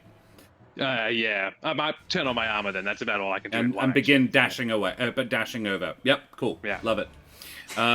You start. I know you didn't mean to. You started dashing away, and I just pictured him like Iron Man style, suiting up and then turning absolutely the wrong way.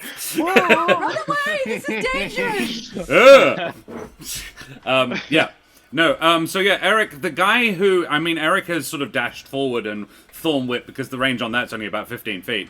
It's 30 feet. Oh, is it? I apologize. So you would have had to dash forward a little bit, but yeah. Julio, do you have anything to add? Yes. Okay. So, can I lunge to wrap around the child? The Pope is going to lunge wildly at the child.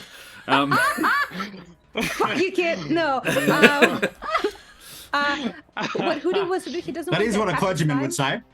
Sorry? Yeah. So the Julio doesn't want to attack the slime, but to him this is connected, at least in his mind, to the disappearances. So he's worried that the child will disappear somewhere. So he just wants to lunge at a child and kind of cover it with his body, so Right. that if the slime tries to drag them somewhere, he's there with the kid. Very well. So Julio, your action, as it were, is to leap over and grapple this kid. Cool. Fine, you do that, and now we will roll initiative. As you all do this, you hear a shriek from behind you as a second of these slimes oozes out of the root that is the lintel of the door above the school and lands right next to Iari Shadowmold. And we will go for a short break there, and we'll roll initiative while we're on a break, and then we will come right back to resolve this situation.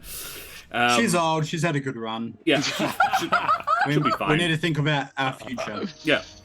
And we'll go for a break. Say goodbye, everybody. Don't forget to type !ticket in chat, everyone.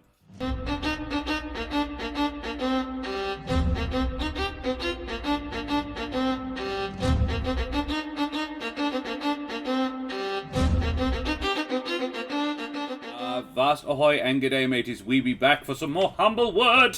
For a new season in our Humblewood world, a new campaign in the Humblewood world of Elements and Evil, which is very exciting. The gang has reconvened back at the Older Heart in the Roots outside a brand new school, which is very cool and groovy. And then a small child and the council speaker have been attacked by slimes, which is less groovy. And so we have just begun a combat, the first combat of the new campaign. And the first person in the combat of the new campaign is Kesh. Kesh, you are right behind a ooze that is trying to wrap itself around Julio has managed to interpose themselves pretty much. Between Julio and Ereq, the kid has been pretty much pulled out of the slime, and Julio is now far more at risk of being consumed than this little strig owlet. The Strig's dads are looking quite concerned, but they're keeping their distance because it looks like the Saviors of Alderheart and their friend have this. There's a tanky Iron Man Vulpin coming towards it, and everyone's like, don't know who he is, but he seems keen to help, or just fuck shit up. I don't know. Bazhat has redeemed an inspiration for Kesh. Thank you very much, Bazhat. Thank you, Baz. Kesh already has inspiration, but I'll allow it to stack. Is this why not? this the one I got during Candlekeep? Because I probably used it. Oh, that's true. You would have used yours. But I was thinking it was... I'm pretty sure I used my 800. Well, let's have yours one then. That'll be the one that is currently up for you now then. Thank you very much for being fair and honest. And Bazhat, thanks very much for the inspiration, buddy. Bloody champion. Cool. Good to see you, mate. Type !ticket in chat to go into the prize draw this evening for a Troll Lord Games voucher. Troll Lord Games, fantastic folks. Support the channel. Check them out. I'll just put a TLG in chat. Kesh, what are you going to do? I'm going to spin around as this new ooze appears, leaving the scissors sticking out of the first ooze. Yep. And seeing an imminent threat to the Speaker of Alderheart and the fact that both Ereq and Julio are actively trying to rescue the child. Yeah. I am going to draw my fangbow, which I have bought because I imagine everyone thinks it's cool as hell. Yeah. And I am going to fire it at this other ooze. Ron will think it's amazing as soon as he gets to have a look at it. He and Gabby will be great friends. Obviously, given the kind of nature of the visual nature of the slime, I'm going to go with a fire damage as opposed to necrotic. That's fair. Just a hunch. And yeah, I'm going to basically try and shoot it more on the side that's closest to Iari and hopefully kind of make it back away from her. Very well. Make an attack roll, please. Or two. Well, the first one was a 15. Uh-huh. That does hit. Just. Excellent. Just. Doing 14 points of damage. 14 points of fire damage. Yep. And then I will shoot off another arrow. That one gets 23 a 23. Is a little bit better, yes. That's definitely going to hit. Is there anything else you want to do? Like, I don't know, Hunter's Mark or something? Just... I probably should have done Hunter's Mark before I did that. I always do this. I'm just sticking true to form, guys. I was just wondering if you were going to turn yourself invisible after this round instead, because that's the bonus action as well. Ooh. If I turn invisible, does that mean I can run away from the slime without getting opportunity attacked? It would be disadvantage to attack you if you ran without disengaging, which would mean it probably wouldn't hit you because your AC is quite good and it's a slime. Tell you what, I'll just disappear instead without moving. Oh, I love it. Yeah, sure. So I'll shoot off 2 vaguely flaming arrows and then just poof out of existence. So you deal 22 damage with your 2 shots, and then Kesh sort of... What does it look like when Kesh disappears?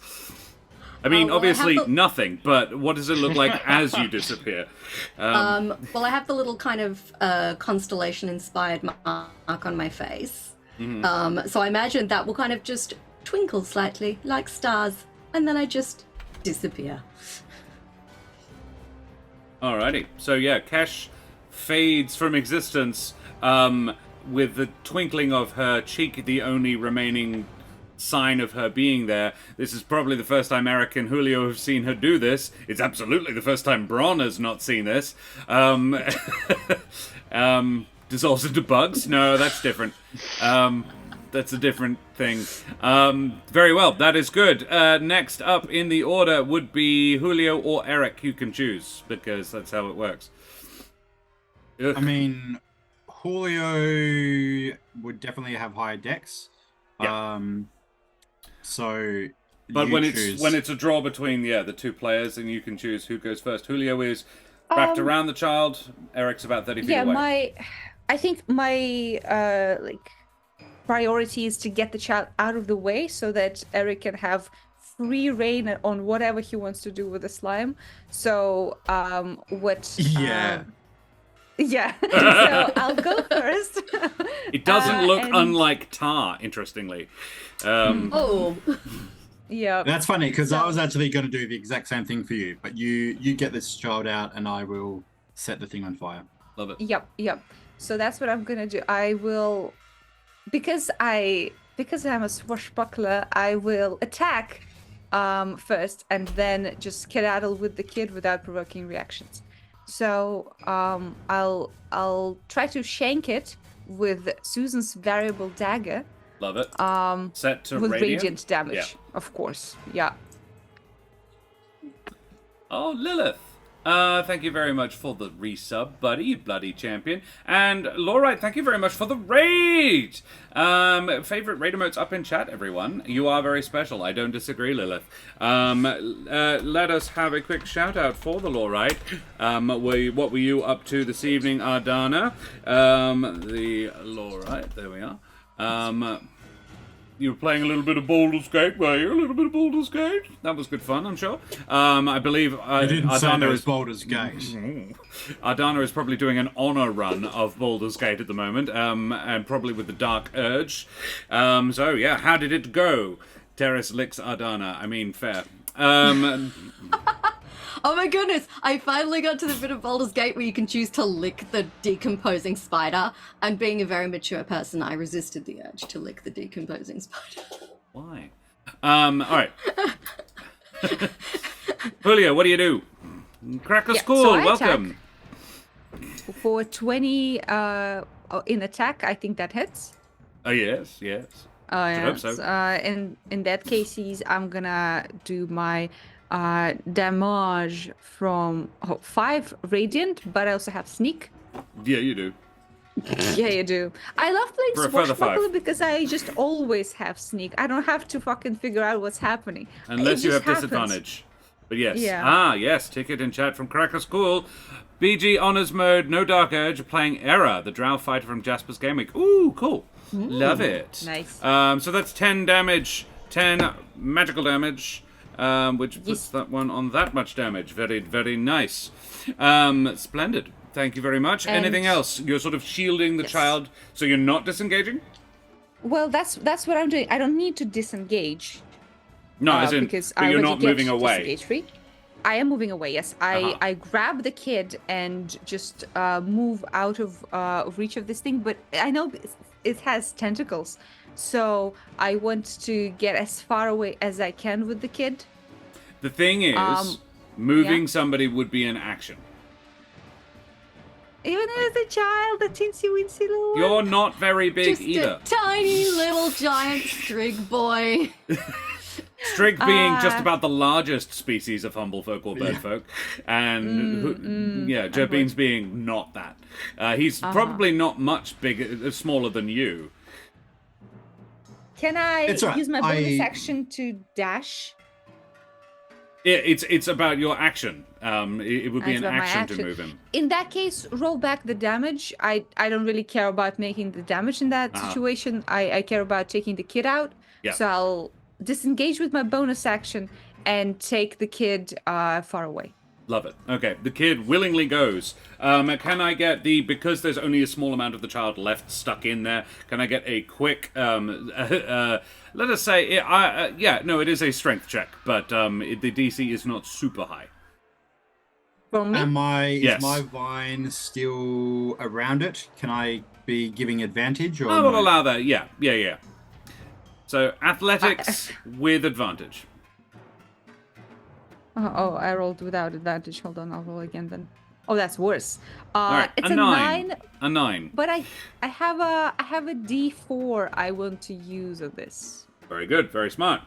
Yeah. It's a Here 10.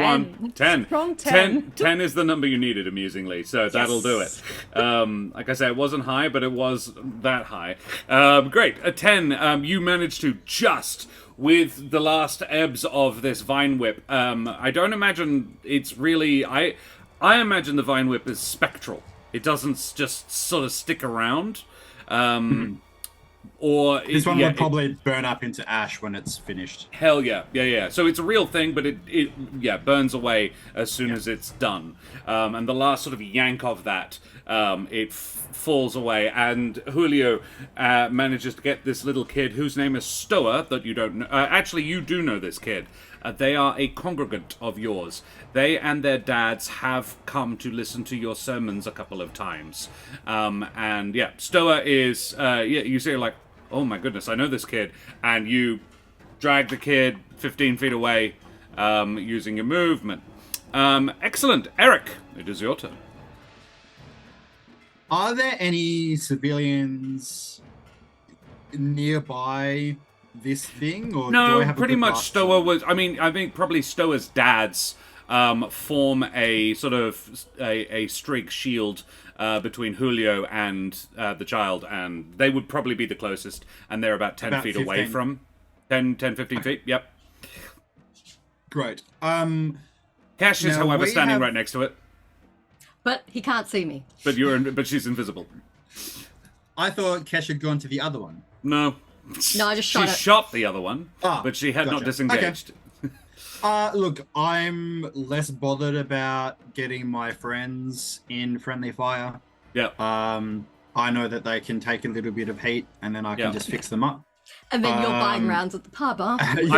I would also stress Bron is probably no more than 15 feet away from this thing as well.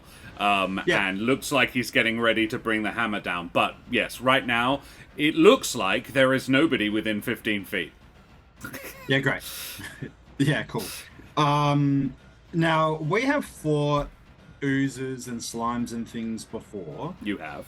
Does this look familiar? Nope. No, this one is it is not see-through. It is not a transparent slime. This one is very, very sort of this. I'm almost, not quite, but almost opaque, and a either dark blue or black. And You said it had like a similar consistency to tar? yeah, it seems to ooze and bubble. Bubble I don't have a heat? feeling that you know, if one of them survives this, Eric's going to try and tame it. Yeah. Bubbling with heat? Do I feel No. like? Okay. No, more like gases expelling. Yeah, great. Okay, so it's farting inside of itself. Yeah. I Um, don't know how you fart. through my fart hole, obviously. I keep mine behind my knees. Yeah. That explains That's a lot. the issue. Yeah. Oh man, though, just me laughing at immature things. Someone shared a reel of people basically their dogs are like lying next to them near their butts, and people just farting, and the dog's reacting. And it's just so funny because the dog's just like. What does Ereq do? Yeah. I'm gonna nuke this thing Yeah. with flame strike. Oh shit. So You are gonna nuke this thing. assuming that no one else is in a 10-foot radius cylinder, I need it to make, apart from Kesh, I need the two of them to make a dex save. Dex save for Kesh and dex save for the ooze. No, that's a fail from me. I just got a dirty Nat 20. Well, filthy 20. Nice. That'll do it. Yeah, there you go. Yeah, Yeah, nice. I got a 12. I got a 10, so probs not. Cool. Great. I'm going to roll the 4d6 and the 4 radiant and the 4d6 fire damage. Heals, yeah. Radiant first? Well, sure. I'm just hitting the roll damage button. Okay. So we'll call that radiant. So Yep. 15 radiant. Aha. And again, 12 fire. Cool. Love it. Math. I also love the D&D comic where it's this person who's just like looking at like the sheet and then the dice and then the other player's stuff and then be like, this is math. Yeah. Yeah. Does Kesh take half of that? Yes. Right. So Kesh. So 27 was the total. So 13. Jesus. I reappear smoldering. I also. I don't know if you do. No, I don't think you do. I don't think you stop being invisible. You will reappear smoldering in about 5 seconds. But right now you're still. Damn it, Ereq! Yeah. Ow! Just smoldering like, ooh. Are you dead? I love No, it when you cast fire spells on me. It's hot. It's hot. It is hot. That's everything.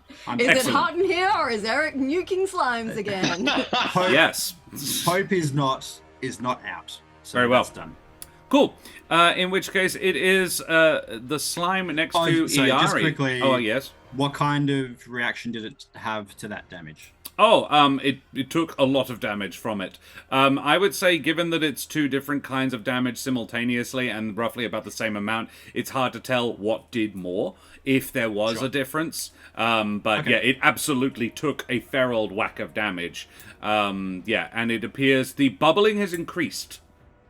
Like it's heated up. Whether or not that's Yeah. relevant.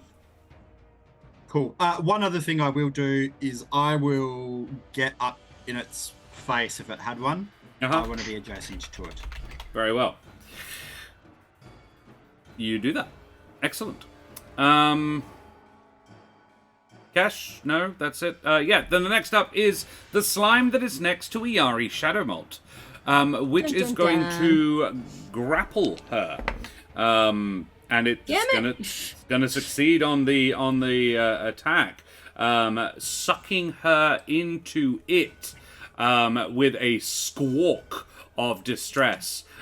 She didn't bring guards with her. There didn't seem to be any real need, particularly as Kesh Glitterweave, the mighty savior of Alderheart, was there. So yeah, she reacts. There is a shriek, and she. That's basically its turn. It then begins to sort of squelch away, holding her. And she is, I'm going to say her turn is going to be at the same time as its. Her one arm manages to reach out, and a blast of a first level, what's it called, magic missile, streaks out and then flicks right back towards it. As she deals some damage to it. It is, however, going to crack her some damage as well. So let us just roll that first. It's a fair old whack of damage, actually. That is a filthy 20 plus 4. Is 24. that some kind of ability check? The attack. Can I possibly use my flash of genius to make it re-roll its attack? Yeah, a all thing? right. Yes, you can. It's got to be within 30 feet of me. No, it's about 50 feet away. Okay. This one is a little bit further. Yeah. But I did re-roll it and got enough to hit Iari's unarmored form anyway. But yeah, you're not close enough, so don't worry about burning the thing. She, however, in response, manages to smack it upside its oozy face for... Not bad, actually, for a magic missile. That's a total of 10. 10 points of damage. Of force damage. Right. Cool. Not bad for a grandmother that's being sucked right now. Not Yeah. bad at all. Alrighty. Next up is Bron. Actually. All right. So I'm about 50 feet away from the slime that is not getting all the attention. Yeah. Yeah. I think then I'm going to turn around and try and save Granny. So what I'm going to do is I'm going to move my movement, which is 30 feet. I'm going to cast Expeditious Retreat as a bonus action to move another 30 feet. Uh-huh. Sure, love it. Yep, cool. And then as my action, I'm going to punch it twice with my Thunder Gauntlets. Yep. It's just like I'm gonna spell so quickly that I'm just gonna be like fist first. Bam. Don't fist my granny's ooze. Full circle. There we go. Fun. So I think that's a 24 to hit. Cool. Excellent. You do hit, yes. Cool. That's 9 damage with the first one. Nice, nice. The second one will be 14. But I have an inspiration. I'm going to be nice and tell you don't need it. Oh, that is nice. Amazing. Nice. A 14 does hit. In fact, a 12 hits. Oh. So these are oozes. Oozes, slimes do not have very high ACs. Anything with, like, they're just very low dex creatures. Yeah, cool. Cool. So, yeah, roll that damage. That's another 9 damage. Another 18 9. in total. 18 all up. Oof. And it's thunder, if that makes any difference. It does actually not make difference, but thank you. Great. It would be important. It is important. What am I saying? It's just as long as it's not physical. Cool. Then it's the other slime's turn. You are right next to it, yes?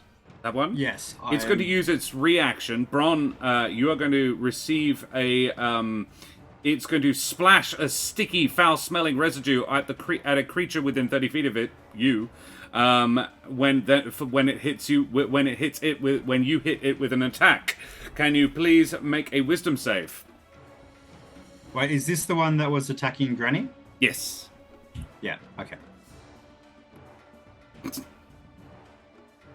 Wisdom save from Bron, please. Oh, sorry. Yes. Oh, good. I'm at a -1 for that. Noted. Okay. 7. Bron, you are cursed and have disadvantage on attack rolls and saving throws until the end of your next turn. Great. Oh, hey, that reminds me. Wait a minute. A creature hit by the gauntlets has disadvantage on attack rolls against other targets than me. That's fine. So, at this Don't point, hit it Granny. wants to attack you. Great.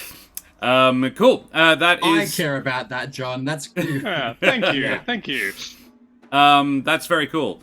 Nice, because it was going to eat Granny. Granny is still in it, so she will receive like passive damage for being inside the ooze. But yes, that's important. Next is the other ooze, and it's going to. Ereq is right there. It can't see Kesh. Mm-hmm. It's as far as it's aware, she's not there, and she hasn't attacked it at all. So it's absolutely going to attack Ereq. This one is going to try and pseudopod you twice. Okay. A 10's probably not going to hit, but an 18. Yes, my AC is 17. So yes. Excellent. All right, you are going to cop a little bit of damage, mate. Get this one, and this one. You are going to take, my friend, a total of 14 bludgeoning damage that is not magical, and 8 psychic damage. Psychic, eh? Cool. Oh, Could you give me those numbers again, please? 14 and a further 8. Hey, RC, good to see you, mate. Okay, so 22. Yes. Can I spiny shield that? Yeah.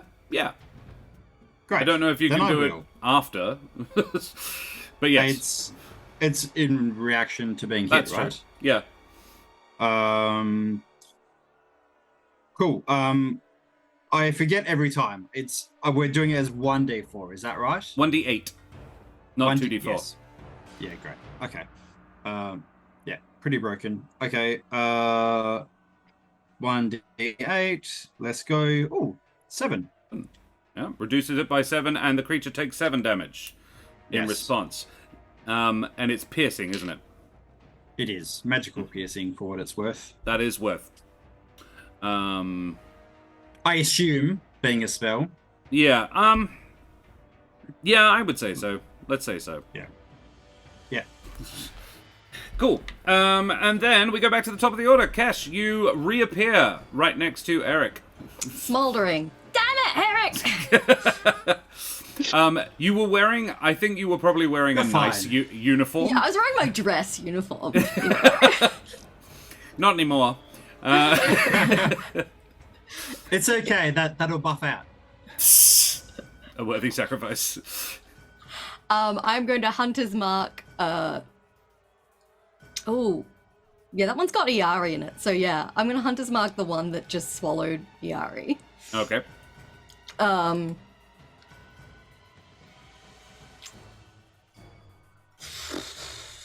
Yeah, I'll shoot it again. Mm-hmm. That's an 18. Hits. Yes, max damage, 15, and then Plus plus 6. a d6 from the Hunter's Mark. Okay. Nice. And I rolled a 1. 16. Cool. Anything else? I'm trying to decide whether to shoot that one again or turn around and attack the one that I'm right next to. It's not looking good. The one behind me? No, neither of them. But the one that is trying to eat Iari, that Bron punched a bunch, yeah, neither of them are looking great, but that one particularly is not looking good. The Look, flaming that arrow one does sticking out have of it. the speaker inside it. So I'm just going to shoot that one again. Very well. Wow, 27. I feel like I hit it. You do indeed. That is 12 damage. Plus 6. That one, plus 6. And a 2. Oh! Okay. Very well. Then it is still up, but it is yeah. It is Why do I feel like I was 1 point of damage away from killing that fucker? not saying anything. And yeah, Bron, you can see 2 of these arrows lance in from beside you and begin bubbling away in it. The fire. These arrows are not physical; they are made of fire. And as they get there, the flame stays for a little while, and the bubbles begin like on bubbles of tar, like thick viscous fluid, as it's obviously heating up. Bron is obviously dealing with the curse and being splattered with disgusting ooze, but like has a second of professional yeah. It's like, oh, that's so cool. Ugh. Julio. All right. Well, I presumably see the fact that that other ooze is very close to death. We want to Yes. kill it before it does anything to Iari. So I will, for once in my life, use a short bow to just like shoot an arrow. What? You I feel have a like short bow? The very I first have a short time bow, we believe it or not. adventured, you used Yeah. the bow and then never Julio. again. Never. Yeah. Do you still have the boomstick? This Yeah. is not the Using a time. boomstick This is for this absolutely uneasy the time to little- do this. I'm not saying you should shoot the one with the Iari in it with the boomstick, but I'm just saying after you've shot that one. Listen, the boomstick will be used on the big bad titan of the full campaign, not on some dumbass slime. What's The really boomstick funny is will the happen. boomstick isn't that good anymore. It was when No, you got is. it. It's very good. It will kill gods. Okay, shut the fuck up. This is going to be Iron Man 2, isn't it? Where he like shoots like the ex-wife and then Yeah. nothing happens. Yeah. Anyway, It's a fucking I'm gonna... shotgun that does like 1d8 damage or something. It's I'm like, not listening. No. Nope. It's very powerful. Anyway. I gave I'm it to gonna them roll literally in That we have season never 1. used it. Wow. Just the longer I Carting that wait, shit around. the longer I wait, the stronger it becomes. Okay? As I recall, This it's is been what I possessed by feel. 3 different people as well. Because it was And no one's fired it. no one's Look, fired I'll the strap it to the Wait. deep fryer. It'll be fine. Yeah, we're gonna make it stronger in the deep fryer. Oh yeah, no, give it to Bron. Oh god, that could be awful. Oh no, that's great. Bron will improve the boomstick for me. It's actually gonna be like a To make it nuclear good fucking again. weapon. Yeah. All right. Deep fried boomstick. Deep fried boomstick. I'll deep fry your boomstick any day. Oink. Do it. Anyway, 13. Does that attack? It does hit. Yeah. Just. Just hits. Sweet. Then I'll do damage. Lovely damage. 5. This isn't a magical short bow, is it? It's a normal short bow. Do I get my sneak? You would Ah. get your sneak. Sweet. Ah. I'll sneak. Is it immune to non-magical damage? I would be very. I would cry. Possibly worse. Right next to the 2 shots that Kesh launched, a third arrow lances in and just sizzles and drops to the floor, Bron. Julio, you can see that you hit it. It doesn't die. Full beans. Okay. Well, I have other attacks, so that's nice, I guess. It might take some Can damage. Josh Can I mimes throw my writing. dagger? Can I throw my dagger at it? Yeah, it's about 50 feet away. It's a long throw. You're at disadvantage to can- throw that far. Don't Can I hit just- Bron. Leap there, leap closer, and then. I'm trying to remember the exact ruling on it. I think you can only bonus action attack with the same with other if you attacked with a light weapon I as don't your know. primary attack. Your primary Maybe, attack I don't short bow is not a light weapon. Ah, okay. Well, in that case, Iari will just fucking die. 'Cause I can't do Sorry, that. we tried. Sorry. DM said I can't. Sorry, Iari. You guys are so powerful as it is. You should have just thrown the dagger the first time. Okay. So what I will do then? Uh-huh. If I can't do that, I will inspire Iari. Ooh. I will give her inspiration. Yeah. Okay. Yeah. Because she will attack at the same time as it goes, so hopefully she will be able to do something. And tell me if I can do this, because it's not really an action or something, but I want to look at the slimes with my elemental eye and see if they are connected in any way to the tree, or they're just like just random elemental bitches that rolled up. They are definitely not random elemental bitches that just rolled up. Uh-huh. You are Tell not me more. particularly across the events in the wood in the last sort of couple of months. You've been away for a couple of months. But, well, no, you've been away for about a month. But, yeah, what has happened has been relatively recent. However, Ereq and Kesh would be peripherally aware of it. That winnowing reach has altered significantly of late, and the slimes are migrating.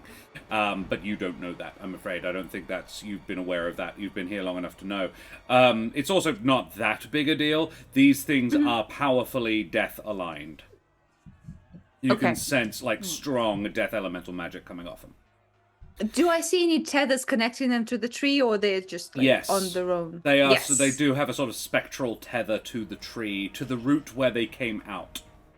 Okay, I'll take mental note of the route that they came out of. Yeah. And that's Well, my turn. both of them one of them came out of the root above the school, and the other one came out of the root near the puddle where you're standing. Yeah, cool. Ereq. Okay. How much distance is there between Iari's slime and me? About 50 feet. Okay. Yeah, okay. Can't do the cool thing. That's fine. How is Granny looking? Is she looking okay? Hot. No, you can barely see her. She is pretty much fully engulfed in this thing. And and they are they are not transparent. So yeah, no, it's hard to tell. You'd probably imagine it's not the best thing that's ever happened to her by a country mile. So yeah. Yeah, that's a pretty safe bet. Surely I have... Okay. Yeah, cool. This is probably gonna hit her as well, but we can deal with that after the fact. I am gonna forget the thing that I was gonna do and do this other thing. I'm going to pluck a feather out that turns to ice and throw it at that slime attacking Granny. I'm gonna cast Ice Knife. Hell yeah. Love it. Don't fuck it up. Yes.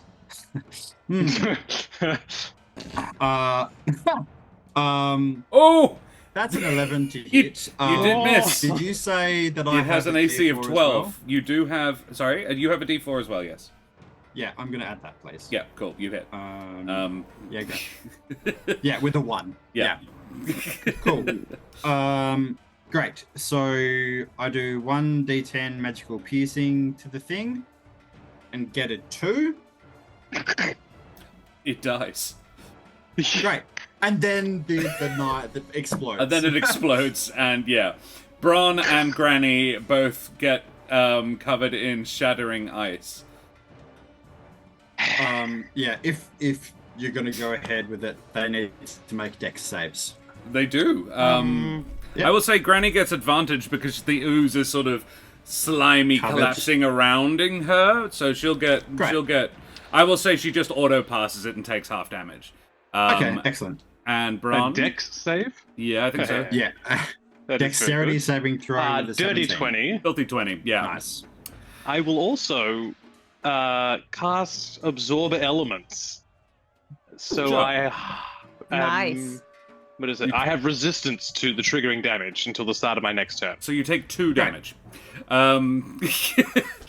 Granny takes 4, which puts her 2 points away from death. Well, the thing's dead. Yep. Sorry, Granny. Grandmother.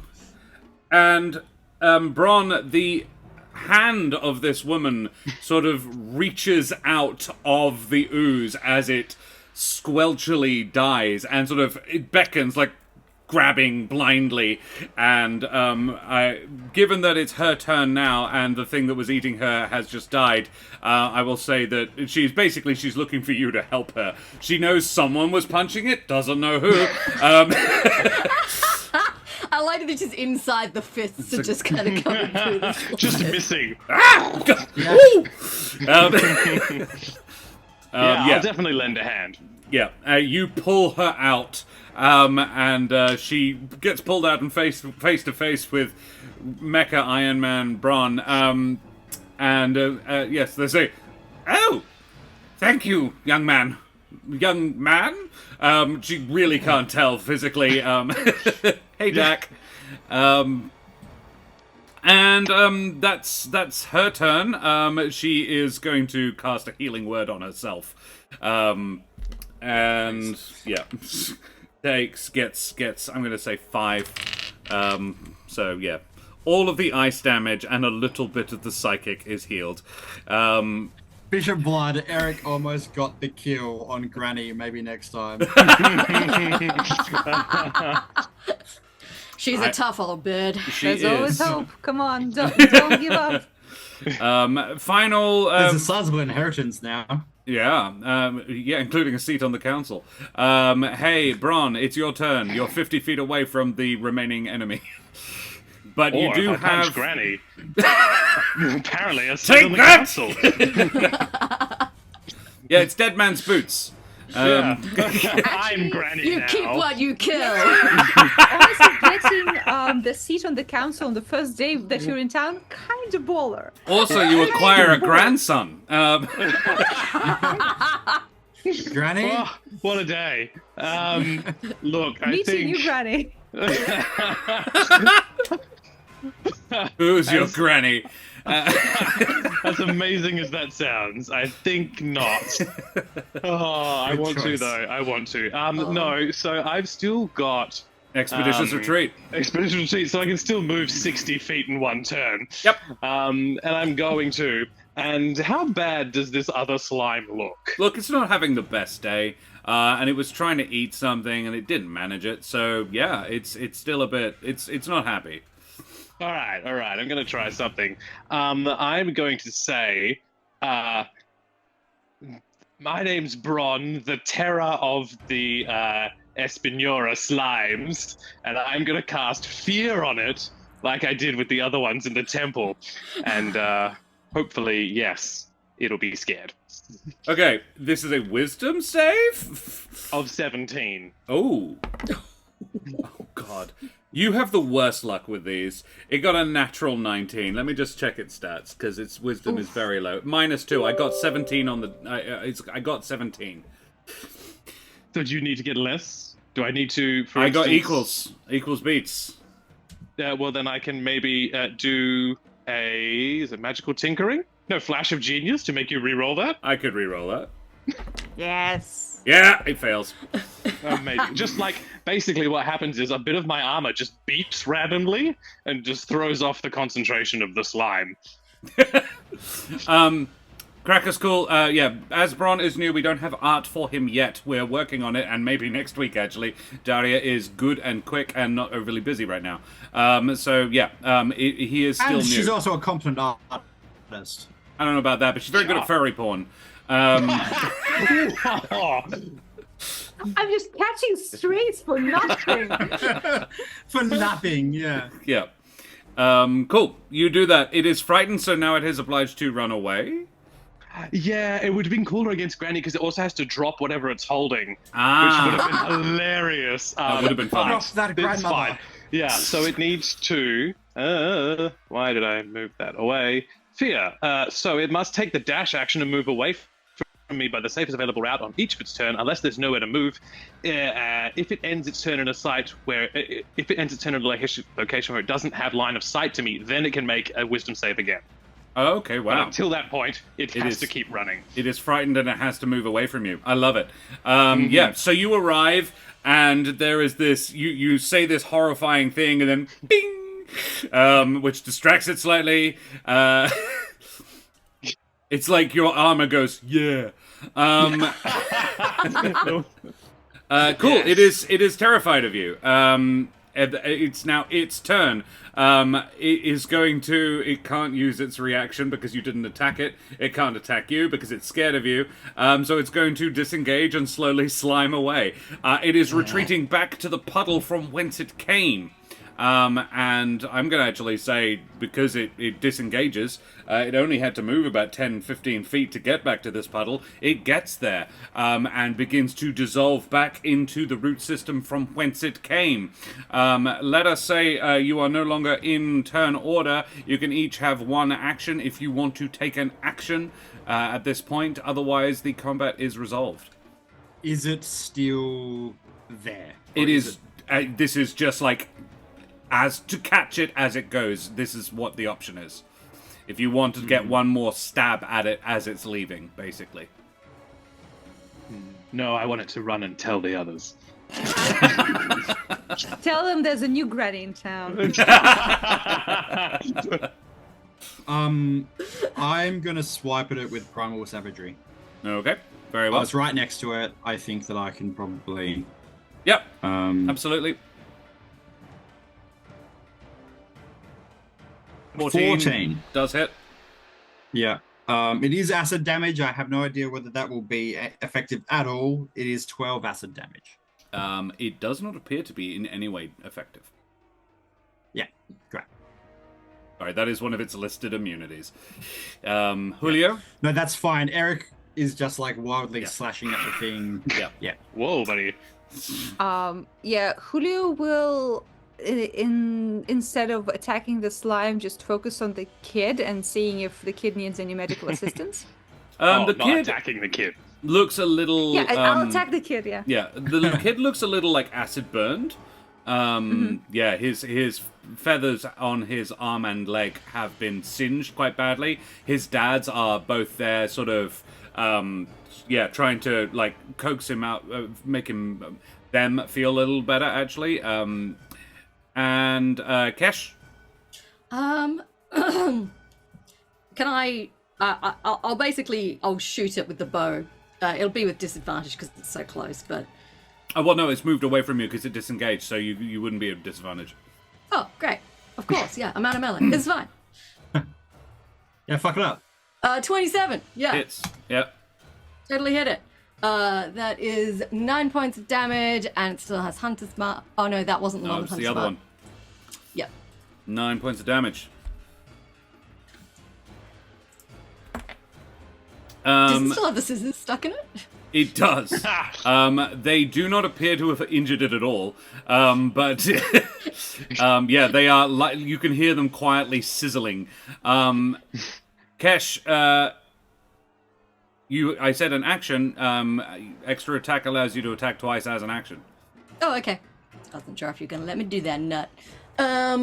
24. Damn. And another 9 points. Kesh of has damage. to roll a 1 to miss these things, because a 1 always misses. A 12 is what she needs, and she'll get a 12 on a 1, but a 1 always misses. So yeah, a further 9 points of damage. Kesh, how do you do this? Oh! I think there was a certain, like, it's not my most dignified archery because I've had to, like, spin around and do it. So it's like an ungraceful A pirouette. 360 no scope. Yeah. So I'll, like, stumble a little as I get my second shot off, but I still hit it. Yeah. Cool. Yeah. The slime is in the process of disappearing down this little slime hole, but the scissors and a good portion of its mass remain as it disappears. It's hard to say, Bron. You suspect some of it might have gotten away, but Kesh definitely chopped off a good portion of it. Very happy with that. Yeah. Yeah. And as I see the scissors. Oh, don't you fucking dare. Yeah. Oh, hello. Yep. Hello. You back? Hello. I was trying to say a funny thing. Did it happen? Nope. Did we? Nope. No. No. What did you say? Basically, as I lower my bow and the scissors clank to the ground, I'll be like, "That's what you get for trying to steal my ceremonial scissors." Nice. Yeah. The stream didn't drop completely. We just froze for a moment. Apologies, everybody. Australian internet. It's so good. And what happened? I actually think it might have just been Zoom. I don't think anything else dropped out. Yes, the scissors drop to the ground. The blade part of the scissors is slightly pocked, as if it's been immersed in acid for a little while. But yeah, most of it is. Most of the scissors, they probably still work on the string. And I've got mending. We cool. Yeah, I think we will leave it there as the crowd sort of takes in this situation. The whole business took less than 15 seconds, and Iari Shadowmalt is just sloughing off bits of dark and ooze. The chap who pulled her from the ooze is now 50 feet away. We will pick this scene right back up again next week when we return. So guys, thank you so much for playing with me, and now we will do what we like to do at the end of our lovely streams. We do our favorite moments. Guys, please throw !ticket up in chat to go into the draw to win a Trolllord Games voucher. A bunch of you have already. The Daria's chances are decreasing by the moment, sadly, but we will see. So guys, let us talk about our favorite moments. This is something we like to do at the end of our streams, where we compliment each other on all the fun, good bits that we did. And I'm going to change the music to something a little less stressful. So can we get a D5 in chat to figure out who goes first? So glad I cannot hear the stressful music. It's just screaming and clunky drums. There we go. It stopped at least. If I win, Daria can have it. Aw. That's very She sweet, doesn't but the even only want point it. Is just to not. I don't even want it. Yeah. I just want Brandon not to have it. That's different. Just a 5. It's about Terrace- asset denial, not yeah. asset obtainment. A Terrace, 2. the correct answer is if you win it, Brendan cannot have it. Yeah. Yeah, I'm not greedy. Not I'm for just spiteful. Okay, that's 2 different things. Yeah. There's a quote. Yeah. Greedy and Um, just spiteful. Tony Castrom rolls a 2. So we're going to be talking about Daria first. Favorite Julio moments, everybody. None. Terrible. Yeah. Move on. Next person. As always, it was always really fun to play with everybody here, but also especially you. I feel like it's just our characters have a great, easy relationship, and it's fun. Yeah. Yeah, that was very sweet. I particularly liked Julio's... I wondered what you'd do with the messenger bee. I liked that you paid him before he even needed... Like, he would have said, money. But you're just gold piece, there you go, straight away. And a good berry, I was like, he's going to need something, and you don't need to provide it, but it was really nice. I was curious to see what you would do. And it was, as a short form, how to introduce character to people who don't know him well. That was Julio in a nutshell. And it was really sweet. It's really cute. I liked like the saying hello in the crowd was very cute, but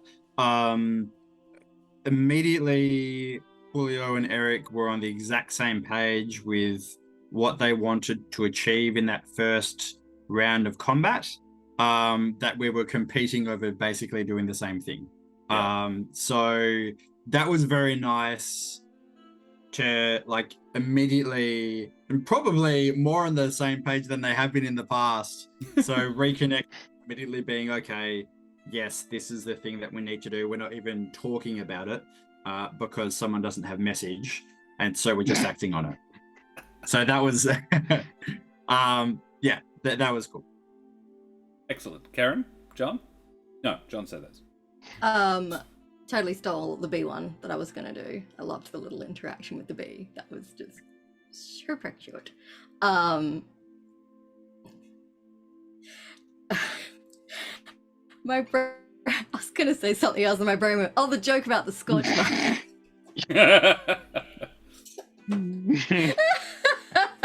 Yep. Fair.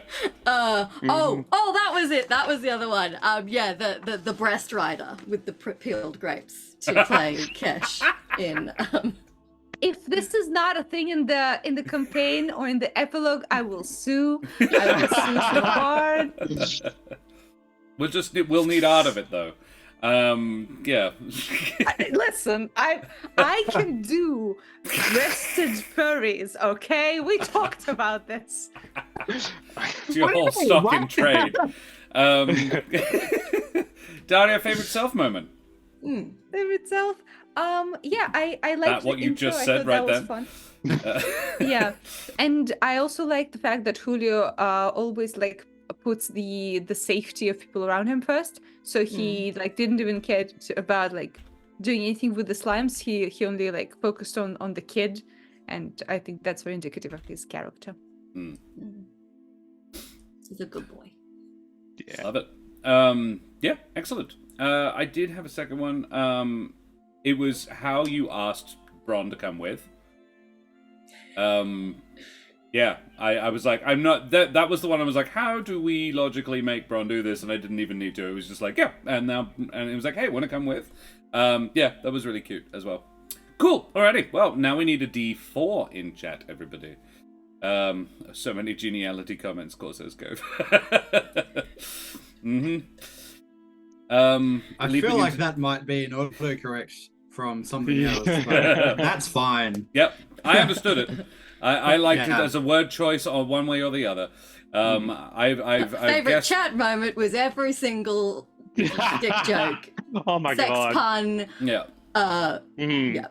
We have a Suck 'em, D4 Granny. from Bishop Blood, and it's a 3. So we're talking about Kesh moments. Favorite Kesh, everybody. I have one immediately. The scissors. Just the creative use of not just like dropping them on the waist. Like I'm about to fuck them up with my ceremonial scissors. I thought that was great. I like that I then accused it of trying to steal them when I'm Yeah. the one that stabbed him. Yeah. You go, John. Thank you. It might seem a bit strange, but I really enjoyed your conversation at the very beginning with, was it the speaker? Just so 100% like management oriented. I was like, this person's gonna be doing a campaign character, right? Like you had that down to a T, and it was wonderful to watch. I really enjoyed that. Yeah, that transformation was very cool. My thing is similar actually, and it's the one note that I wrote down from tonight was right before Ereq got ushered in. You used the mechanics of the race, which is really cool, of saying, look, I've got Scroungecraft, so I operate with a bit of chaos, but I don't want Ereq to see that, so I'm going to clean off the desk. I thought was really a really cool implementation and characterization of Kesh. Yeah. So that was cool. That whole first thing, like I feel like I've got a very good grip on who Kesh is just from that first scene.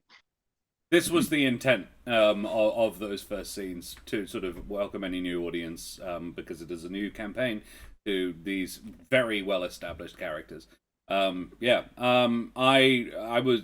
was going to say that as well, the first scene as well, but it's been said thoroughly, so I'm going to talk about something else.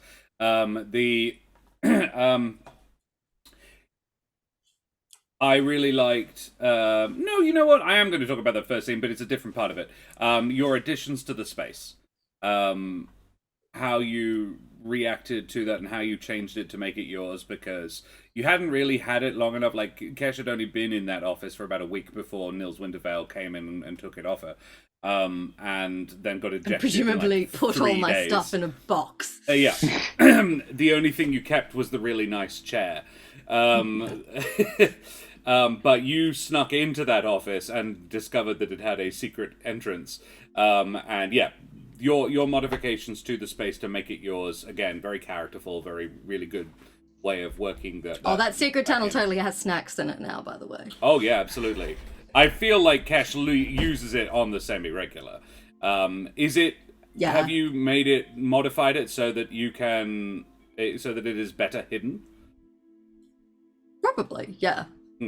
Ereq would have done any modifications to that door that Kesh wanted, and it probably would have been slightly converted into their shisha den. Hells yes. In a side room to the cathedral. Well, this is the great thing. Kesh works in the building that has a secret entrance in the basement to your secret cathedral anyway.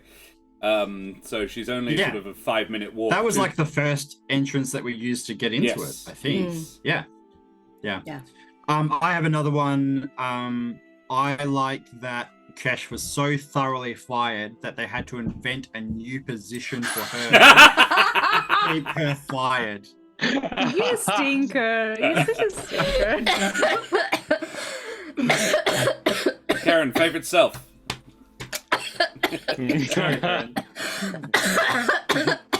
He's definitely not getting the thing now. Karen, quick, enter the giveaway.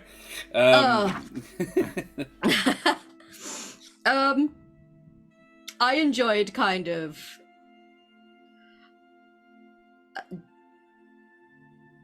just like the guys managed to turn up and Kesh is just there with Ereq's grandmother opening a school. Just like, oh hey, I'm just gonna hug you all quickly, and then I have to go cut a ribbon, and then then pub, yes. Then drink it, yeah. And then we just ended up fighting. I also enjoyed Ereq setting me on fire because I turned myself invisible. He's gonna get shit about that later. Hey, I didn't know you were there. You disappeared. He's gonna throw you a healing spirit. It'll be fine. Yeah. Yeah, she actually took more damage than the creature. No, she didn't. That's not fair. Yeah, it took slightly more than she did. Okay, I'm gonna type !roll space 3 in chat and roll myself every time. No, haha, it's Brendan. We are talking about Ereq first. Favorite Ereq moments, everybody. I thought the modified use of the thorn whip to grab the kid was really clever. That was smart. Because I was like racking my brain to think of a way how I could grab the kid. And then you said that, and I'm like, well, that's perfect. I'm even going to try. That's great. Also, I was holding scissors. And that just seemed like I'm a going good to option. take him with the scissors. Yeah. I'll take at least half of the kid with the scissors. Oh, We I'll don't save- scissor children on this channel. That's Now, another you made channel. it somehow worse than I did. Yeah. Congrats. That was, yeah. You turned it but from no, it cutting was- a child it in was- half to no. but no, it was quick thinking and it was clever thinking. Yeah. To do that. It was. I admired it. Yeah. I also really liked the scene with Havel. And it showed a very nice like snippet of day-to-day life outside of any huge conflicts that the characters are going through, which is very nice. And I don't know what is like in store for Havel and Ereq, but I'm like always like, ooh, what's gonna happen? Like, are they gonna talk? What's going on here? You know? Yeah, I think we've just talked about this before, but I don't think Eric's interested. I'm not sure. Havel would if Ereq was keen, but he's not pushy about it. It's just there waiting. Just in case, yeah. I think one of my favorite parts actually was when the fight started. It was great to see Ereq just own it. Like, I feel like Bron could quite easily have turned their attention to the other slime, because I was like, no man, Eric's killing it. It was great to watch you just feel like you've got a lot of stuff that you could do to that slime. It was great fun. Great fun to watch you in fight. Like, oh, he's just a harmless little tender taking care of people, and then Boom. Yeah. Yeah. I had a lot of fun dropping my highest level spell slot on this thing to be like, hey, okay, is anyone else in the blast zone? Cool. You're dead. Doesn't look like it. It was a lot of Yeah. damage. It was a lot of damage. Yeah. It is resistant. Did to it one resist of the two either types. of them? It resisted Fire one and of them. radiance?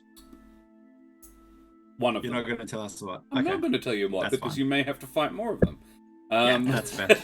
we're going to have to fight the half that got back down the hole. Yeah. Speaking But it's of now terrified of foxes and scissors. yeah. Yeah. Speaking of resistances, my favorite moment is I love highly inefficient, like knowingly doing something that isn't gonna work, but because it's what the character would do in that moment.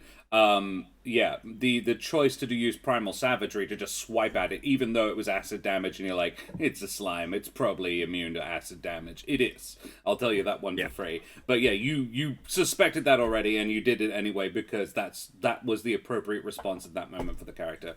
And I will always highlight and applaud non-optimal, non-meta choices because good roleplay. Yes, well done. Like stabbing it with a pair of scissors. Like stabbing it with a pair of scissors when you have a perfectly serviceable bow. That Magical bow. Yeah. But no, the scissors are so good. I was like, yes, good. I'm glad that these came into play. It's like, why fight effectively where we can just do stuff? Should be a tagline. Why fight effectively when we can We just could do do stuff? stuff. Up stuff? next, sucking grannies. And why do stuff when you can do grannies? I liked getting back into Eric's mindset of like he is and actually Red was kind of this as well, but Ereq more so. He's very action oriented, he's very hot-headed, he's very quick to react, and how effective the reaction is not as important as making sure that you're doing something. Yeah. So yeah, I really liked that. Yeah, I also liked dodging Havel's asking on a date. Yeah. I haven't really made up my mind about it, but I feel like, Havel was like the first gay NPC introduced to this group, and like he's Ereq's almost boss, and it just feels a bit obvious. Sure. But if we put the work in, and if Havel does something neat, then maybe Ereq could be convinced. Yeah. But Eric's got a lot of other shit on his mind at the moment, so He does. And that's a very Yeah. sensible attitude towards relationships in the workplace. Generally speaking, particularly as he's Well, still a little bit reboundy. I was as gonna well. say Ereq is still quite heartbroken. Oh yeah, clearly. Yeah. When And we fucking- mentioned the break bill. Yeah. Yeah, not and it's related been at very all. short Yeah. period of time still. So It's been 5 months now, but yeah. Yeah. I was also meaning that Havel's boyfriend is also dead. His ex died what do you in mean the fires. also dead? Arthur's not dead. He's Arthur is the afloat. captain of a zombie ship. And I believe he cut his heart out to do it. So yeah, no, he's fine. He's fine. You can walk it off. It's fine.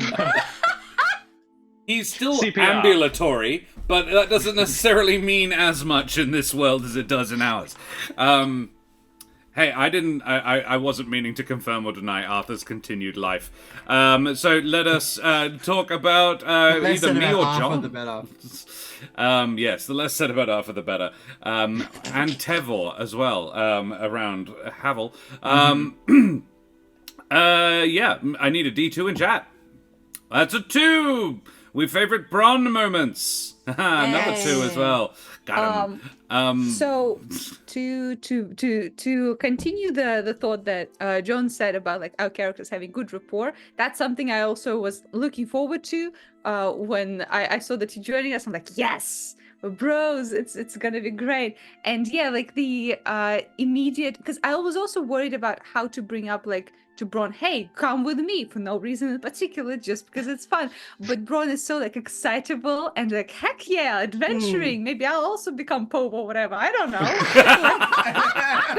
We'll have a that's Pope off. Just great. handing it out over there. Yeah. Yeah. He's like, hell yeah, that's amazing. You go to Humblewood, you do some shit, you become a pop. Yeah. Bron's enthusiasm is so sweet, so lovely to see. It's very good. Yay. I was disappointed with how little we got to interact before the fight. I really So- wanted to go to the pub with him. Yeah. Oh, you Yeah. can still do that. Do not worry. You will still get to go to the pub. Yeah, Just no, do it of next course. week. Yeah, no, I'm very much looking forward to Ereq meeting Bron properly.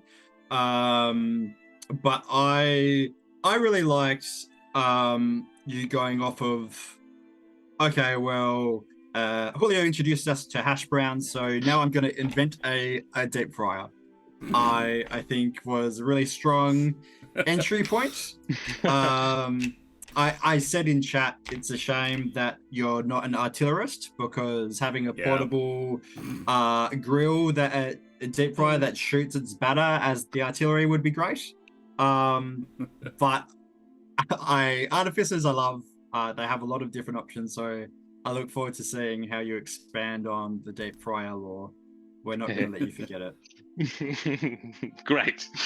I generally loved all the details of like the gadgetry and the tinkering that kind of come up, because I hadn't actually watched the mini adventure with Julio, so I'm like a blank slate with Bron, and I kind of did that on purpose because I was like, oh, I didn't watch it when it happened. I won't watch it, so I experience him for the first time as Kesh does, and it's just like, oh yeah, just all my armor just shoots out of my thing, and then I got my thunder gauntlets, and this is my deep fryer on legs, which needs a name. Just His name's saying. Steven, yeah. Stephen the Deep Fryer. I imagine him looking not unlike Daria's favorite little pot boy in chat. Yes, but boy. My Yeah, favorite, true. my Yeah, favorite the Bron. Sorry, carry on. Yeah, all those little details that just kept coming out were just wonderful. Hmm. Yeah, Yeah. and I look forward to more of them. Yeah. I think it's Bron's. Bron brings a childlike wonder to this that I really enjoy. He's, and believe it or not, I am reasonably careful with my casting. And this, I think, was, yeah, I was like, I reckon this is going to fit quite well. And both John and Bron will fit quite well into this group. And, you know, you right along there giving each other shit at the very beginning and talking some very rude stuff. Well, John and I lived together for 2.5 years. Like, I know John's sense of humor quite well. We'll be fine. Even if it was a decade ago. Holy shit! Don't say that. It makes me feel so. Yeah, look. And then Jen stole him away. Gonna get married. She's lucky. She's so cool and awesome and stuff. Yeah, I would have So a am I. serious issue otherwise. John is also fortunate in that regard. I really enjoyed, the vibe that you brought to it, the way this is going to, I think, change slightly, but really for the better, the party dynamic. Like, not that it was bad before, but I think Bron is helpful to. It's going to change the tone a little bit, and I'm excited for that.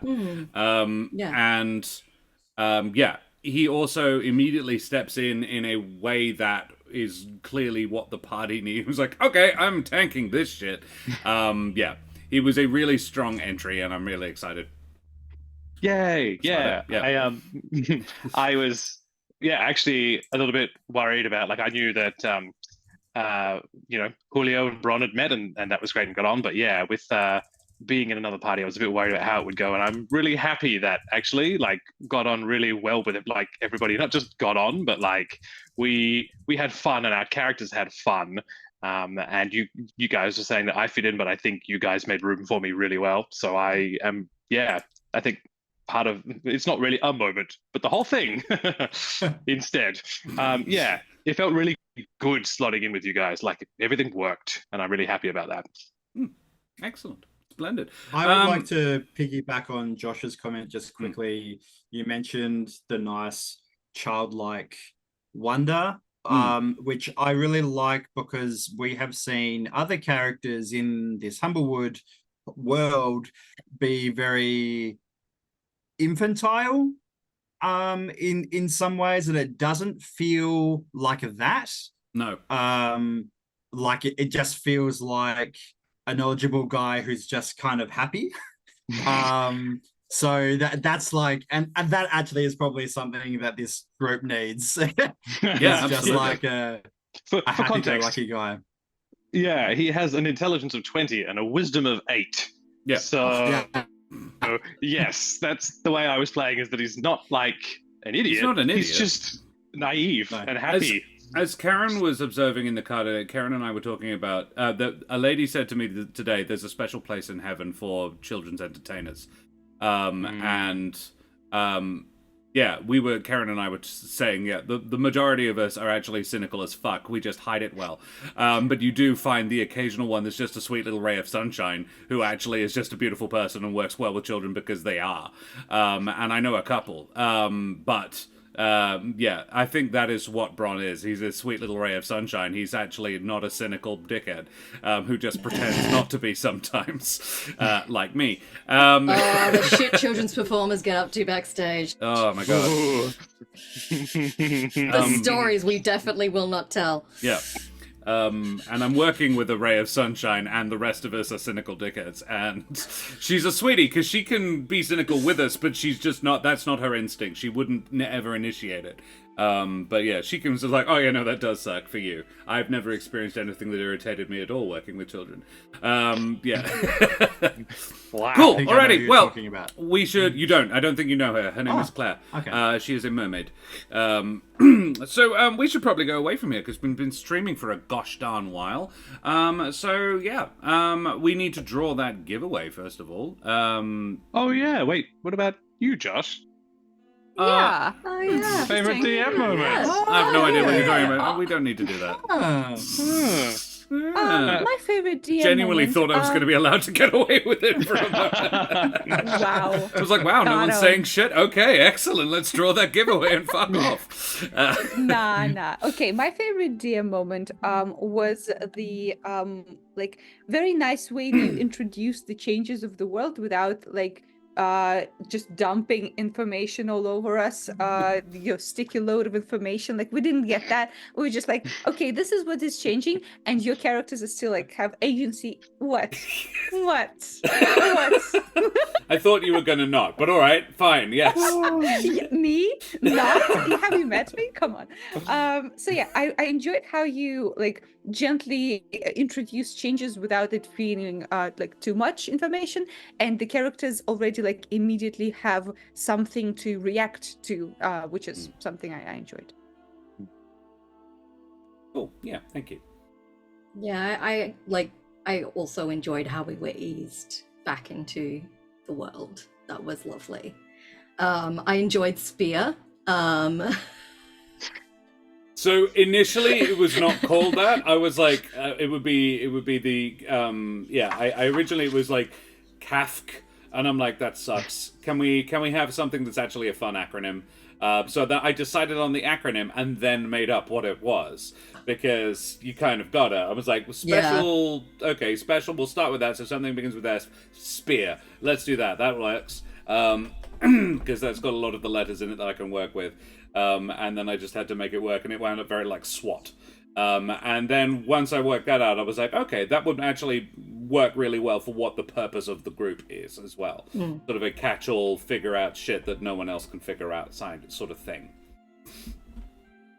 Yeah. Yeah. Of the 3 hours I spent prepping this session, that was about 45 minutes of it. Yeah. It's the important details. Yeah, I really liked actually how all of the characters, I thought it would take a little while when you were like, oh yeah, cool, so they're back in the other city. I was like, oh boy, we've got a while. And no, actually, but it wasn't rushed or anything. Like, we just all managed to be, how convenient. How convenient, yeah. But so there was that, but from such seemingly disparate parts, like we just all kind of were in the same place at the same time, and then attack, and like, yeah, cool, man, I can get on board with this. Like, what a great way to be introduced to a whole bunch of strangers. I love it. Yeah, it was really cool fun, and also like the slimes ate Granny. Yes, amazing DM moment. What a choice! I love it. Did they go for us? No, there's a granny. Yeah. There's a granny and a small child holding a honeycomb. Mm-hmm. These are the obvious targets. Yeah. I mean, once we were all together, you did a great job of motivating us to action. But what I also liked, I mean, Kesh was already in the city, so she was just brought down to open the school. But the information that Ereq and Julio got was different to get them back into the old heart.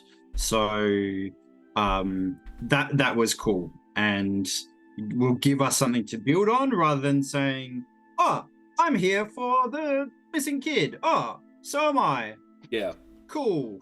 We're no closer to figuring out either of those things. Yeah. Giving us different pieces of the puzzle, I think, was cool. Yeah. Thank you. I also wrote down a line from Iari. This was part of the early conversation as well. Of the theater. It's very Iari. I love trotting you out. Yes. Yeah. Which is kind of like okay now that she has mellowed a bit and we kind of have come to an understanding, but it's there was a point in history where Kesh would have been real mad about that comment. Yeah. Here's my prize pony, Kesh. Where there would have been a leash attached to that. Yeah. No, Granny has, I think, changed significantly from when Brendan first envisaged her. But I hope that it feels earned. The way it's still very, and Ereq, if he is cynical about it, could absolutely see cynical reasons for her getting fully behind the Reformation, because she can easily see that you want to be on the right side of history. You know, the way the wind is blowing. She's like, well, I ain't gonna fight this shit. It works. It's working for me. Let's do it. Let's roll with it. She's publicly, very loudly supporting things that it would be very stupid not to. So yeah, she's a populist and probably always will be. And if you're cynical, you could look at that as maybe she doesn't give a shit. She's just rolling with the wind. But at the same time, it's definitely still what she would do, either if she has mellowed or if she's just being a political animal. It can be a little bit of both. There's no reason why it isn't. And it probably, actually, that is truer than you think. Good. My favorite me moment, I really liked on the fly coming up with the name of the show. Yeah. Major Mayhem, Major Mischief. Major mischief. Yeah. And yeah, I really want that to be a thing. And I kind of love the idea that Julio would play Kesh, not himself. Known as a map arch dressed up as Julio. No, it's a school production. It's like Avatar: The Last Airbender when they saw like a musical of themselves. Yeah. Yeah. Yes. She's not. She's a colonel now. She's a lieutenant colonel. So yeah, she's just There would breathe wrong. be Sorry. a massive strig would be playing Julio. Yeah. Yes, buff as shit. Yeah. In a Pope uniform. Yep. It's It's actually a the terror kid. as well. It's the kid you saved. This is going to be the Cash Glitterweave Memorial High School's annual production of Major Mayhem. Yes. It's the equivalent of a Christmas what do they call it? The nativity. The nativity scene. Yeah. Activity. Yeah, is Julio punching Satan. Which was very much the end of the last season, John. I promise this was an actual thing. The Pope this so much. fought Satan at the end of level 9. It was like, they used the power of friendship to defeat God. Man. Oh, I got so much to look forward to. This is great. Humblewood of Monsters and Magic is my favorite anime. Yes. It's Can my there be a favorite Final chorus? Fantasy ever. Can there be a chorus line of little elementals? Yes. Julio. Julio. Yeah, oh my god. To the tone of Sephiroth, good. Yeah. Yes, yeah. All right. I Is think Jack still in chat? We need more lyrics. I prefer the manga. Yeah. Gotta read the manga first. Alrighty. Don't worry, they're doing live action soon. It's going to be great. Oh no, they'll wreck it. It's got to be Pixar. All right, we will go away from here now. But we do first need to draw our draw the winner of our prize giveaway. So we will talk about ourselves, who we've been this evening, and we will then draw the prize. Please type !ticket in chat to go into the draw to win. And Brendan, who the heck are you? Hello, I'm Brendan. I play Ereq Shadowmalt / Ashbourne. I'm an actor and director here in Perth. And I'm a silly little guy. So please support me and my silly little friends. And Daria. He's just saying because you're not silly. That's You're a true. pro- I'm Daria is very the serious. most serious friend that I have. Yeah, that is, yeah. Karen, who the heck are you? Hi, I'm Karen. I'm a performer and writer. You can follow me on the social media site formerly known as Twitter at Mother of Bunnies, or on Instagram as my Bella alter ego, Miss Lolamore. Although I am tempted to make a Mother of Bunny one, so I have a home for my bunny pictures and crafting, and nerd shit. I need podcast recommendations because it turns out I'm really bored of all the ones I've been listening to. So hit me up, guys, or come back Or and she hang might out break with her me. addiction of the internet. Never. Yeah, or come out, hang out with me. I will probably be playing Baldur's Gate again soon. And we can see how long it takes before I disappoint my husband. Well, it hasn't happened yet. John, who the heck are you? I'm John. I'm playing Bron Hydecraft. I am I've been a performer for a long time. Working now in IT, which is fun. And yeah, playing D&D with my friends. Okay. Having a ball and Anything you enjoying wanna all the dick spruik? jokes. Not really, but I will point out, as I said, like the Magnus Archives is a very good podcast. Kind of like otherworldly horror, not jump scare, but like Cthulhu-ish type. Really fun. Try that out. But otherwise, that's not my stuff. That's just fun stuff. So Cool. Love it. yeah. Bishop Blood, you are welcome to spend your doubloons on any NPCs you like. I will figure out a way to put it in. Boar is easier than croc. And Daria, who the absolute heck are you, and where can we buy your furry porn? Well, before I get to my furry porn addiction, before I get to it, I will say I just noticed something that Bron's surname is Hydecraft, and Julio's surname is Switchgear. I have a feeling that the orphans just like have like a specific way they make their own surnames, which is a verb and then some fun little like gizmo at the end, because I think there's like a similarity there, Well, which is quite fun. It's all Humblewoodian names are of that, like, Glitter Weave, Ashbourne. It tends to be two things just sort of smushed together. A lot of birdfolk tend to have airy, tree sort of related names, but yeah, it's just the sort of the naming convention. But yeah, it's a valid point, and I do kind of like that both of those names do quite well encompass who these people are quite well in interesting ways. Yeah. My headcanon is that they made up each other's surnames. Oh, That'd be yeah. funny. Oh, that'd be cute. No, it'd be Yeah. Bron Rockcraft then. Rock liquor.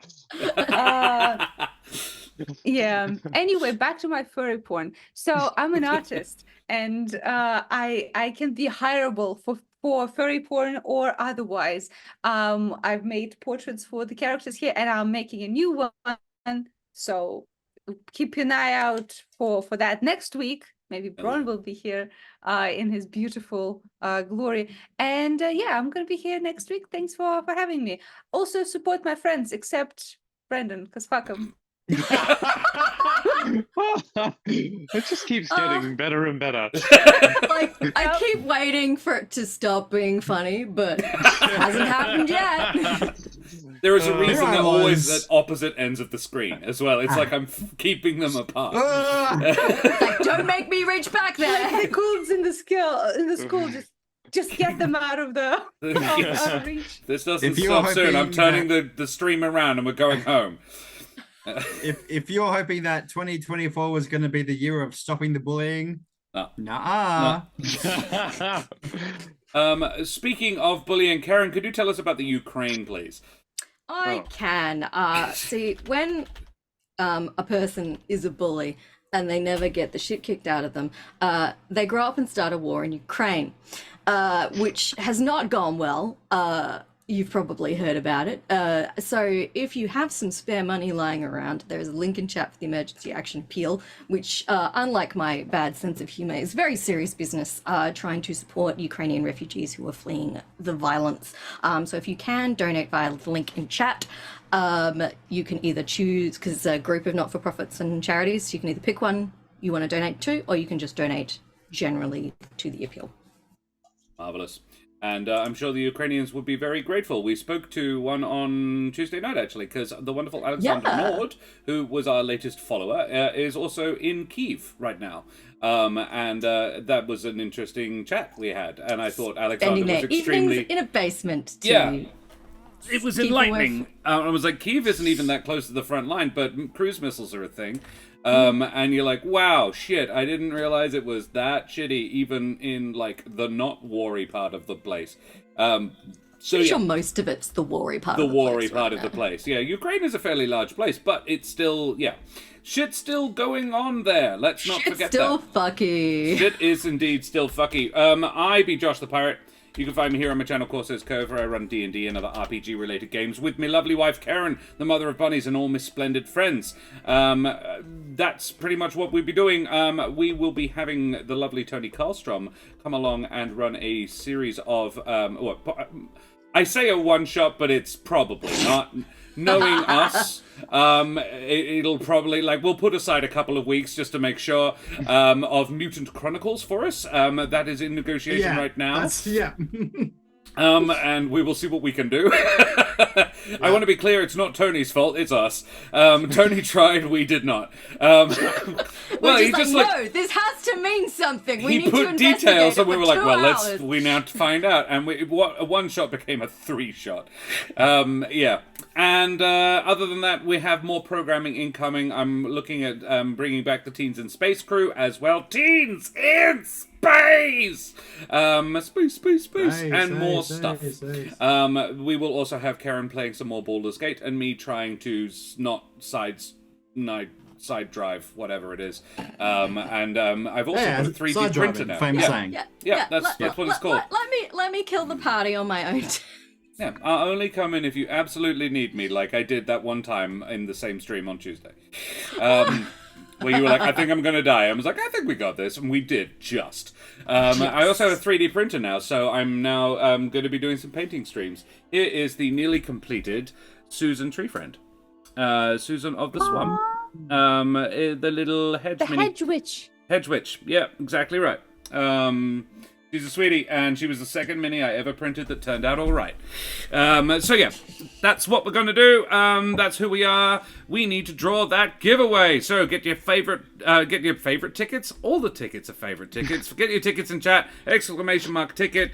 Troll Lord Games is the people that are providing the giveaway for this evening. The wonderful Troll Lord Chuck has sent me a whole bunch of vouchers to give away, and you can check it out at trolllord.com. They're beautiful stuff.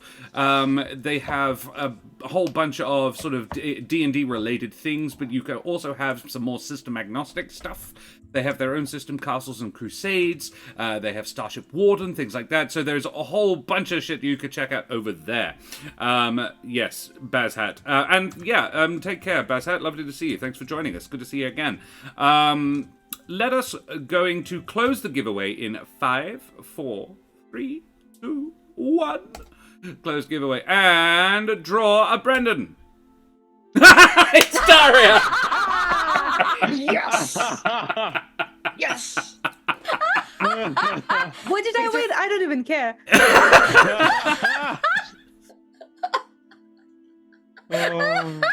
Well, What a good show. you guys can find your own Jura next week. See you later.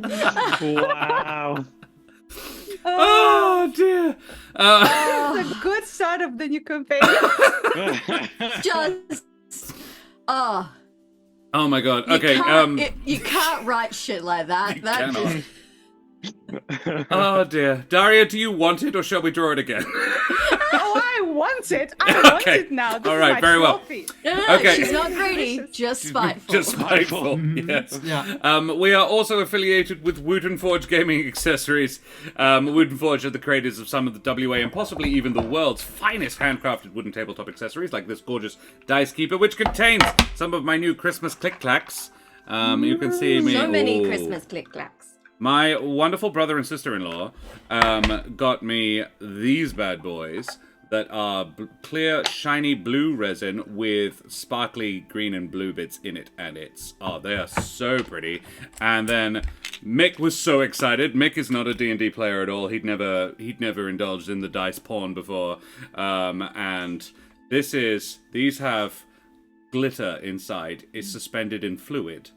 So it's a little fluid center with glitter just running around inside them. And he went into a store in Adelaide where you can make your own dice, like customize them exactly the way you want them, and spent 2 hours in there with, he described her as a super goth chick with more piercings than teeth. And having just the best time. And the other sister-in-law started making dice stacks. They'd never played. They don't know the joy. And I was just like, I got a whole family of dice goblins here. They just didn't know that. And none of them play. It's so sad. I'm trying to get them in on it. We'll see. None of them play yet. Yeah, well, they won't do it because I say so. They have to We will come to it try. on their own terms. I would You show do. you my Christmas dice, but I think they're actually out in the dining room, so next time. Oh, yeah. Okay. They're not well, on we my will- desk, we sorry. will I got go- dice too, but I don't have them on me. Sorry, everybody. We will go away from here and raid somebody else. So who shall we raid? Who have we got? It's Thursday. It's so weird to be streaming on a Thursday. We have got Mike Moans is streaming. Mike Moans. I think we could drop a little raid on Mike Moans. Mike Moans is a lovely bloke. Mike will probably be doing a painting stream. That's what he normally does. He's a painter. So we will drop a raid over there. Throw your favorite raid emotes up in chat. Tell Mike where you came from. Show them the love like we always do. And we will see you same bad time, same bad channel on Tuesday evening for some more Baldur's Gate, if not before. Stay tuned in our Discord if you want to get any notifications if we happen to be going live before that. So say goodbye, everybody. Bye. Bye. Auf Wiedersehen.